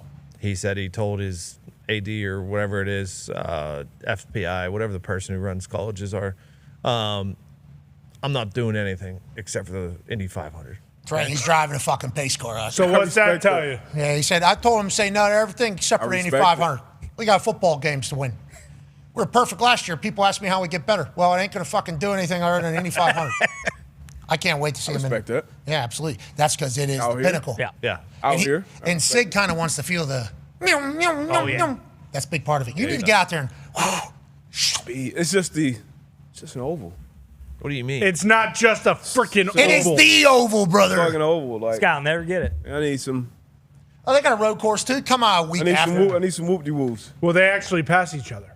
So you probably won't even like that. Tony, I thought you were F1. I thought you were on my side. Well, I am. Fuck, pick a side. I am on your. I can like both, but I don't have to disrespect the Indy 5. This is just like the LeBron Jordan debate. Okay. Drop shit on everybody. Yeah, I don't have to disrespect the Indy 500. Be nice, remember? I respect it. I put my flag up in May. Can you like both, though? Isn't it one or the other? I feel like it's one or the other. I feel like it's that way. It's either American racing, which is better than their racing. That's what it is. So I got NASCAR. It's either racing or it's like single file line. You're rubbing or you're racing? Yeah, I got sprint They're racing both too. American All racing. of them. And that's why NASCAR is a GOAT. Hey, go-kart racing, all of it. You bet. I'm not going to say the word because Michael Cole said it about the group that Danhausen was with, and it is a style of racing, but nobody will really respect that I know that much about racing to say it, so I'm not going to say it. But that style of racing is That on the awesome. C-dubs? Could be. Get smiles on that. And what do you know It's, about this? It's not, the drivers aren't that. The Hey, cars are. The Hey, cars are no, called that. it's not funny car. The little person racing Yeah, that's what I'm talking about. is they are, I believe. I mean, we're They're drifting, right? Yeah, we're doing a lot of. They can drift. The drivers are normal. Size. Cletus gonna have some of those out there. Hey, listen, Cletus, I got a message from somebody not named Cletus. Might have gave up the kayfabe. I don't know if it's the actual person. I'm gonna have to do some more research. No. Can't do that. Yeah, but I think there is some car shit happening out here in Indianapolis this weekend. Certainly a lot happening this weekend. We'll try to make it, but if Cletus would like to come in here once again, we would like to say we'd love to talk to Cletus about the event he's got going. Mm-hmm. Now, not 100% sure if we're going to be able to make it to that. No. A lot going on right now. I apologize. Schedule's full. Ton, you were the one that was supposed to be boots on the ground for us. No, that was you Beal. and Bailey McComas. That was Beal. Didn't he say? You said you were jacked up to go. That's why you wore that sweatshirt. If I have to break my ankle to not go, I will. There's no reason for all that. All right. Let's talk about some college. Let's talk about some college sports news that's outrageous. You know, it felt like March Madness had it figured out. Feels like a lot of people had been chasing the feeling that March Madness has brought to so many over the years. Obviously, the NCAA runs March Madness. They don't run any of the other championships at D1 level, but they do run the basketball men's and women's. They see a lot of profit. They see a lot of greatness come from March Madness every single year. We all shut down what we're doing and watch this sport that we don't watch all year and buy into what's happening because the chaos is spectacular. What is the madness of March going to bring? It's different now. Obviously, there's not as many Cinderella stories to be told with NIL and transfer portal and everything like that. But this past season was electrifying. We were lucky to be a part of numerous games here in Indianapolis, and now the NCAA is trying to change it. 76 teams. Too many. When does it stop? What is that? They got it figured out, don't they, Age? I thought we had it figured out in this entire thing. Now, I will argue against myself saying that we have it figured out. More games at the beginning doesn't matter. Okay, that's basically what this would change. Because once Sweet 16, Elite 8, that's only so many teams can get there. So more games at the beginning, more maybe play-in games at the beginning. Certainly something like that we would get excited about. But I think everybody's natural reaction to this is, how many teams are there? 130? 76 of them are getting into the tournament. What do we even, why do you fucking even play a season? It's just it's an interesting thing, Age. It's like winning 6 games and becoming bowl eligible in college football. Like now, I guess so. We're gonna have multiple 500 teams in the tournament. Are we gonna have teams that are 15 and 18 that are gonna make the tournament now? Is that how it's gonna work? And was it Coach K that told us this? I forget who gave us the Coach K, speech. yeah. That was basically like what this is gonna do is only get more big conference schools in that are way down. In it again. Auburn. Yeah, so middle of the pack, big conference Indiana this schools year. are going to get in. Like that is what this is going to become if they get to this point. But this is just like a natural tendency, I think, of a lot of people that make decisions. It's like, oh, we got a good thing. Let's do more of it. As opposed to, we got a good thing, let's cherish it, which I think is what people get mad about with everything, which is why when college sports changes as much as it does and as drastically as it does, you're going to get the uproar immediately. As long as the electricity remains, nobody will care. But all anybody cares about is the fact that we're probably going to lose electricity because of this move. So why would we want to do that? That is kind of the immediate backlash that this type of shit sees. Yeah, I mean, you're right. I mean, it was perfect. No one was complaining about the size of the NCAA tournament. Yes, it's going to be the big. They're probably going to take all the teams that were in the crown. So WVU could have absolutely made a run because they did. I don't know if you guys remember, won the crown. So they were getting hot at the right time. So we remembered. Absolutely did not remember. Yeah, Thank I forgot. You didn't remember that? No, thank you for the reminder, though. That was too big. Let's go ahead and revisit. Maybe they moved the crown before the tournament. You win the crown, you get to the Elite 8. Ooh. Now we're talking. Now all of a sudden it's a special 7. Wait, Elite 8? Yeah, you the special 7. That'd be cool. Yeah, it's a special 7. The crown's got the 8 seed. Like special shoots, like seven. shoots and ladders. You can slide right in. Yeah. Don't love Exactly. that. You know Great. what's next though? CFP's next. That's what everybody's like. Come on, come on. But that hasn't been Change figured the out song. for 50 years. Agreed. Which is the difference. We had this conversation earlier. The college football playoffs are still being kind of tweaked and figured out right now as we speak in real time. Bad decisions are going to be made. Good decisions are going to be made. And then 10 years from now, it'll probably settle in to what it's supposed to be. The amount of teams, where they're playing, when they're playing, how they're playing, which is all getting worked out. Moving the calendar up to week 0 being actually week 1 so that we don't have to go all the way into January or whatever the case is, so it can get done before the new year so it's not absolutely absurd with how long everything is. That's going to change. The amount of teams is going to change. It already has changed. So it's like the football one still being figured out. Okay, I don't think we've had a home run success of saying, yes, that is the perfect way to do a tournament. People have done that for March Madness for a long time. So like the football one, still going to have some ass decisions made, but I think it's still trying to get figured out. And the bubble itself, like last year we had the big thing with ND where it's like, hey, if Notre Dame got in, like there's a chance. I mean, who knows? Maybe they could make a deep run and potentially go to the championship. Like no one is saying that with any of these teams that are on the bubble currently.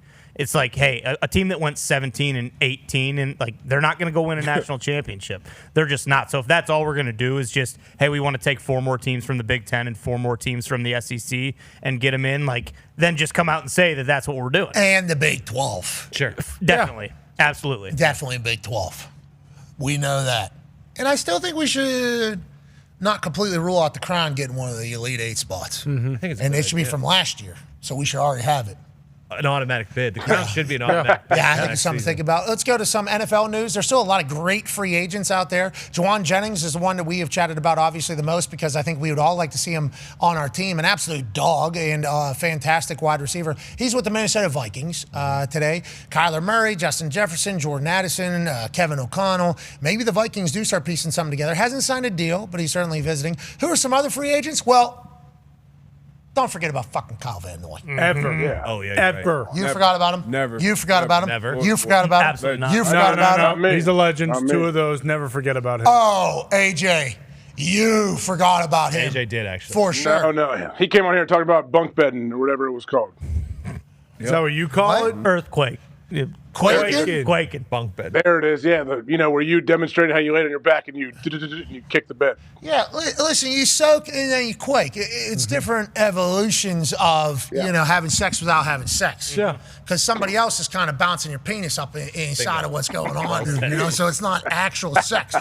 But he has said a lot more on our show than just quaking, AJ, okay? He has been a great friend of the program around here, and I like the fact that he is seemingly nowhere near done. It's like for the last 4 years, it's been like, what's he going to do? Where's he going to go? Went down to Miami and ended up not working out. Goes back to New England, obviously gets released. Then he's a free agent, comes on this show, bodies con man in the side yard. Then he gets signed to the Ravens. That becomes like a real home for him. He loves, he was with the Chargers in the meantime in there. It's like Kyle Van Noy loves ball. I think he's always been productive, especially during these years where people probably have overlooked him a bit. And he's saying, hey, I'm still a free agent out here. I'd like to continue to play football. I think he's earned the respect to be able to put on the list. And why not right at the top there, D-Butt? Why not? Why Pass rushers. You can never have too many pass rushers. He still got some tread left on that tire. I'm surprised Njoku is still out there as well. He is a weapon at that tight end position. And Snead as well. Snead was one of the highest paid corners on the market a couple years ago. Did not work out at all down in Tennessee, but I wouldn't be surprised if the team kind of kicks the tire on Snead. Huge names on this free agent still available. Huge name. And this doesn't even have Aaron Rodgers on here. And Aaron Rodgers is now under the UFA tag. So is he even one of these? We're not 100% sure. No. AJ, any names on here that kind of stick out to you? How about Bobby Okereke? Okereke, no question. But what about Tyreek Hill? What's his status? Will he be healthy at the start of the season? Do we know anything about him? Got surgery, right? Yeah, I didn't think he was going to be healthy. one? Yeah, he needed another surgery was kind of the last report, and he would be like a mid-year towards the end of the year, but still worth it. Keenan Allen will get you a first down. Oh, yeah. Keenan Allen will get you a first Bobby down. Wagner will get you 148 Stephon tackles. Diggs had a really great year last year. Yeah, I like the names that are out. Cam Jordan's a Cam huge Jordan is available. That's crazy because normally he's just a saint. Joey Bosa. We wish all these boys good luck. Good luck, boys. Good luck, boys. Good luck. Clearly, you, Kyle Van Noy. New York Knicks are winning basketball games. Don't look now. Celebrity Row packed. Yeah, again. Juiced. Packed to the gills. All the celebs are out to see the New York Knicks play basketball in warm weather. they still There's a crazy? lady you know. There's Ben Stiller. There's Stiller's Kylie. wife. There's Chalamet. Oh, same crew as last year. There's Tina Fey. and there's Oh, yes. and there's Mike look Tirico. at us. That was a good bit. Tirico is phenomenal, by the way. Yes. I'm very happy that he's back doing things in prime time on a regular basis in front of us. Chalamet, obviously, diehard Knicks fan. Okay, actually, diehard Knicks fan. He's not the only one. Tracy Morgan, obviously, diehard. Yep. Ben Stiller is an actual diehard New York Knicks fan. Every game. Okay, sorry, Jeez, dude. yeah. Hi. At least we know why. We know where Bring up Ben Not a big Stiller. Ben Stiller guy. Well, we know what. Yeah, we know what line of the house he stands on. Jeez, yeah, certainly do. What? AJ was disgusted. I'm not talking about this guy. Not after that tweet the other day. Well, that's what I'm saying. I think people need to understand that Ben Stiller is a diehard New York Knicks fan. Flew to Indiana multiple times. He has been a diehard Knicks fan. He wakes up in the morning, tweets like, "Good luck to the Knicks tonight." He is. Ben Stiller might be the biggest Knicks fan on earth. He is all in all the time. So whenever the Knicks get a win in the series and says, "Got it done," he tweets that out there. Then what happens, especially because everybody knows kind of his political views and everything. That's because everybody was like, "Hey, asshole, Son of a bitch." But I would like to go on the record as somebody that I don't think Ben Stiller is necessarily like, I like Pat McAfee. Like, I don't think he's saying that. He is a loyal, active, diehard Knicks fan. And there's a lot of these celebs that we all immediately want to go, fake. That's not real. You are just doing this for publicity. I think Ben Stiller's willing to die for the Knicks. Yeah. I think he would be willing to do that for the Knicks. So he did it again last night, obviously. It's like, I would like to extend a Ben Stiller does this on a regular basis. I don't think he meant anything by it, although it was terrible timing. And I appreciate the fact that those celebs over there that we've gotten to meet, especially from the whole call-out situation, where John Mellencamp took their side. Yep. Never forget that. Yeah, he did. They are feeling the way we feel about our football teams. And I have massive respect for that. And I couldn't have expected, especially if I was outside and never met these people, I would just call that all bullshit. Like, that is all bullshit.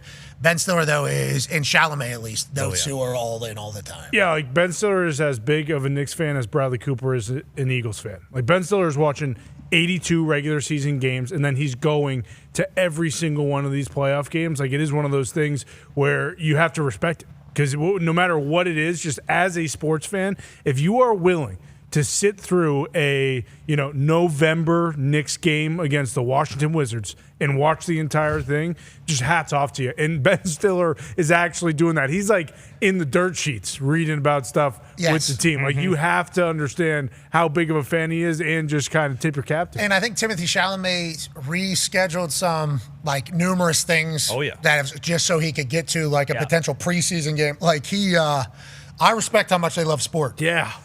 I like how much they love sport. Yeah. And on that note, you guys ain't winning shit this year. We'll see. We'll see. You might be right. I mean, Brunson's too short, Cat's too soft. No, I didn't say any of those things. I did not want to put that. That is not. You're saying Josh Hart can't shoot. No, I didn't say any of those things. We hear it all. It is really cool, though, Ben Stiller. He's kind of like the leader of the Knicks Twitter community. He's connected with the Knicks Twitter content creators and had him out courtside. He pulled up to, there's a Knicks influencer pickup basketball tournament. He pulled up to that. I think he played in it. So he is as real as it gets. There are a lot of fake Knicks fans out there, but he's the man. Okay, and everything that he said about the Knicks No. It's not what I'm thinking. No, I'm just saying. I'm just saying in general. That's what I'm hearing. It's what the Knicks fans say when they lose. Yeah, this coach sucks. Mike Brown needs to be fired. That's what the Knicks fans. That's not true at all. And a part of why the Knicks community is so awesome every day is because we're probably on year 4 now of being good. Before that, we were the Detroit Lions of the NBA. We are one of the, or if not the biggest laughing stock of the league, and because it's a big name, Madison Square Garden, all that, it's A block. Why do the Knicks suck? Isn't it hilarious? Dolan stinks. Like, all that shit is a huge part of why we are so obnoxious when we're up, and we are outside, and we'll see how it goes with the C's, baby. Yeah, I enjoyed. It's 2-2 with the Hawks. But I enjoyed 3-2. I enjoyed the Knicks and the Pacers. last year a lot. You're right. Yeah, it was awesome. I mean, I enjoy, and we were in New York, I think, for a couple of those Knicks games. Not when they were playing the Pacers, maybe the series before. And I think Jalen hit a game winner. Yeah, he did. Pistons, And we were in New York, hat very low, obviously, in that entire thing, just amongst kind of the city. And it's like, this place loves the Knicks. Like the league's better when they're good. Yeah, that's true. But New York people actually genuinely, I think they love the Knicks. yeah. And obviously, Jalen Brunson gets to a point where he never misses. It was outrageous to watch him do that. I think he'll only continue to do all that. But if the Knicks go, we will be pumped for you guys.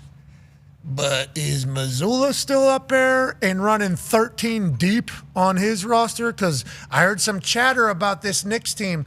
They're not deep enough. Feels like that's always the problem. Way deeper than last year. Last year with Thibodeau, it was true. We did not play our bench. We had no bench. This year, we got Jordan Clarkson coming off the bench. Deuce McBride is healthy as well. So we played 9 last night, real minutes. Jose Alvarado there, Grand Theft Alvarado. We're deeper than we have been. We're fully healthy right now, and much better than last year. And that Knicks series last year, there were a lot of meltdowns down the stretch. If we're doing stuff like going 0 for 14 in the fourth quarter, it could be a bit of a repeat of that 3-1 lead with Jason Tatum last season. They bopped the wood up there in Boston, though. I'm excited to see how it goes. I enjoy the Knicks. I enjoy their fans. And I thought Ben Stiller getting crushed the way he was is just tough time. That was just terrible timing, obviously. But he is consistent, I believe. We should give him a little bit of leeway for being an actual sports fan, which he certainly is. Welcome back, AJ. Tonight, we got 3 NBA playoff games. Magic at Pistons, 7 on Amazon. Pistons favored by 10.5 still? Is it 10.5? It changed because the Franz. I could see it hammering the Magic. 10.5. Okay, 10.5 is the spread at this point because the Franz Wagner news, leading player for the Orlando Magic, is out this evening. That feels pretty big. Raptors at Cavs, 7:30 on ESPN. Cavs favored by 8.5. That's up to 9.5. Okay, that's at 9.5. So the odds have changed since the show has started. Rockets at Lakers. Lakers favored by 4.5. Austin Reeves, by all accounts, returning. The Late Show could return here, 10 p.m. Eastern on ESPN. Can't wait to be up till 1 a.m. again. Woo! Actually, especially if Braun and Austin Reeves start going crazy. And if the Rockets fight back and make this 3-2, all of a sudden it's like, whoa. Back to Houston. People are going to say a lot of things about LeBron. Yeah. If this doesn't get closed out, he knows that. Especially if he has another game like he did game 4. It did look like he was kind of chilling. No, he's playing with house's money. Exactly. He plays great. He's like, oh, he's 41. How the fuck is he still doing this? He plays bad. He's like, 41. How's he even doing this? They were also up 3-0. It felt like in that game 4, he was like, let's see if the other guys could do it.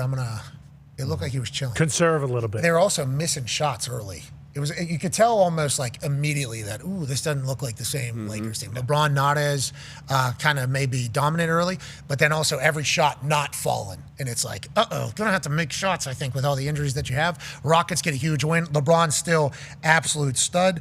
Can't wait to watch that particular evening of hoops there. And then hockey, Canadians Lightning, ESPN 2. That series tied 2-2. That should be phenomenal stuff. Lightning heavy favorites. You like them? I mean, it's been the best series. They both score a lot of goals. We talked about Swayman, how absurd he's been. I think Vasilevsky for the Lightning is a finalist for the Vezina Trophy, which is the best goalie. And the fact that the Canadians are even getting that many pucks on net and scoring with the Lightning, where the Lightning were kind of like the runaway, don't want to play that team in the playoffs, that series has been unbelievable. Mammoth and Golden Knights are at 10 p.m. on TNT. That series tied 2-2 as well. Exciting stuff across the board there. And then Penguins Flyers right there at 7:30 on TNT. That's a big one. Oh, yeah. The Penguins have woken up, it appears. The Flyers are a very talented team. Come on, boys. Is this thing going to 7? Is this thing going to 7? Is it Sidney Crosby in 7? Or will the Flyers in that stupid mascot shut the door tonight? We shall see. We'll be back tomorrow to talk about it all. We can't thank you enough for allowing us to do this for a living. You're the greatest people on earth. Be a friend, tell a friend something nice that might change your life. We're in this thing together. AJ, great work today, pal. Great work, guys. Appreciate you. D-Buck, great work this week. Great work, brother. Hey, congrats on the golf course. Big time dub. Thank you. They were saying you lost it and Dirty was about to beat your ass for the rest of your life. He's, 1 in 27. Great work this week. Way to get back on top. Had to. Be a friend, tell a friend something nice might change your life. We're in this thing together. Team on me, team on 3. 1, 2, 3, team. Goodbye.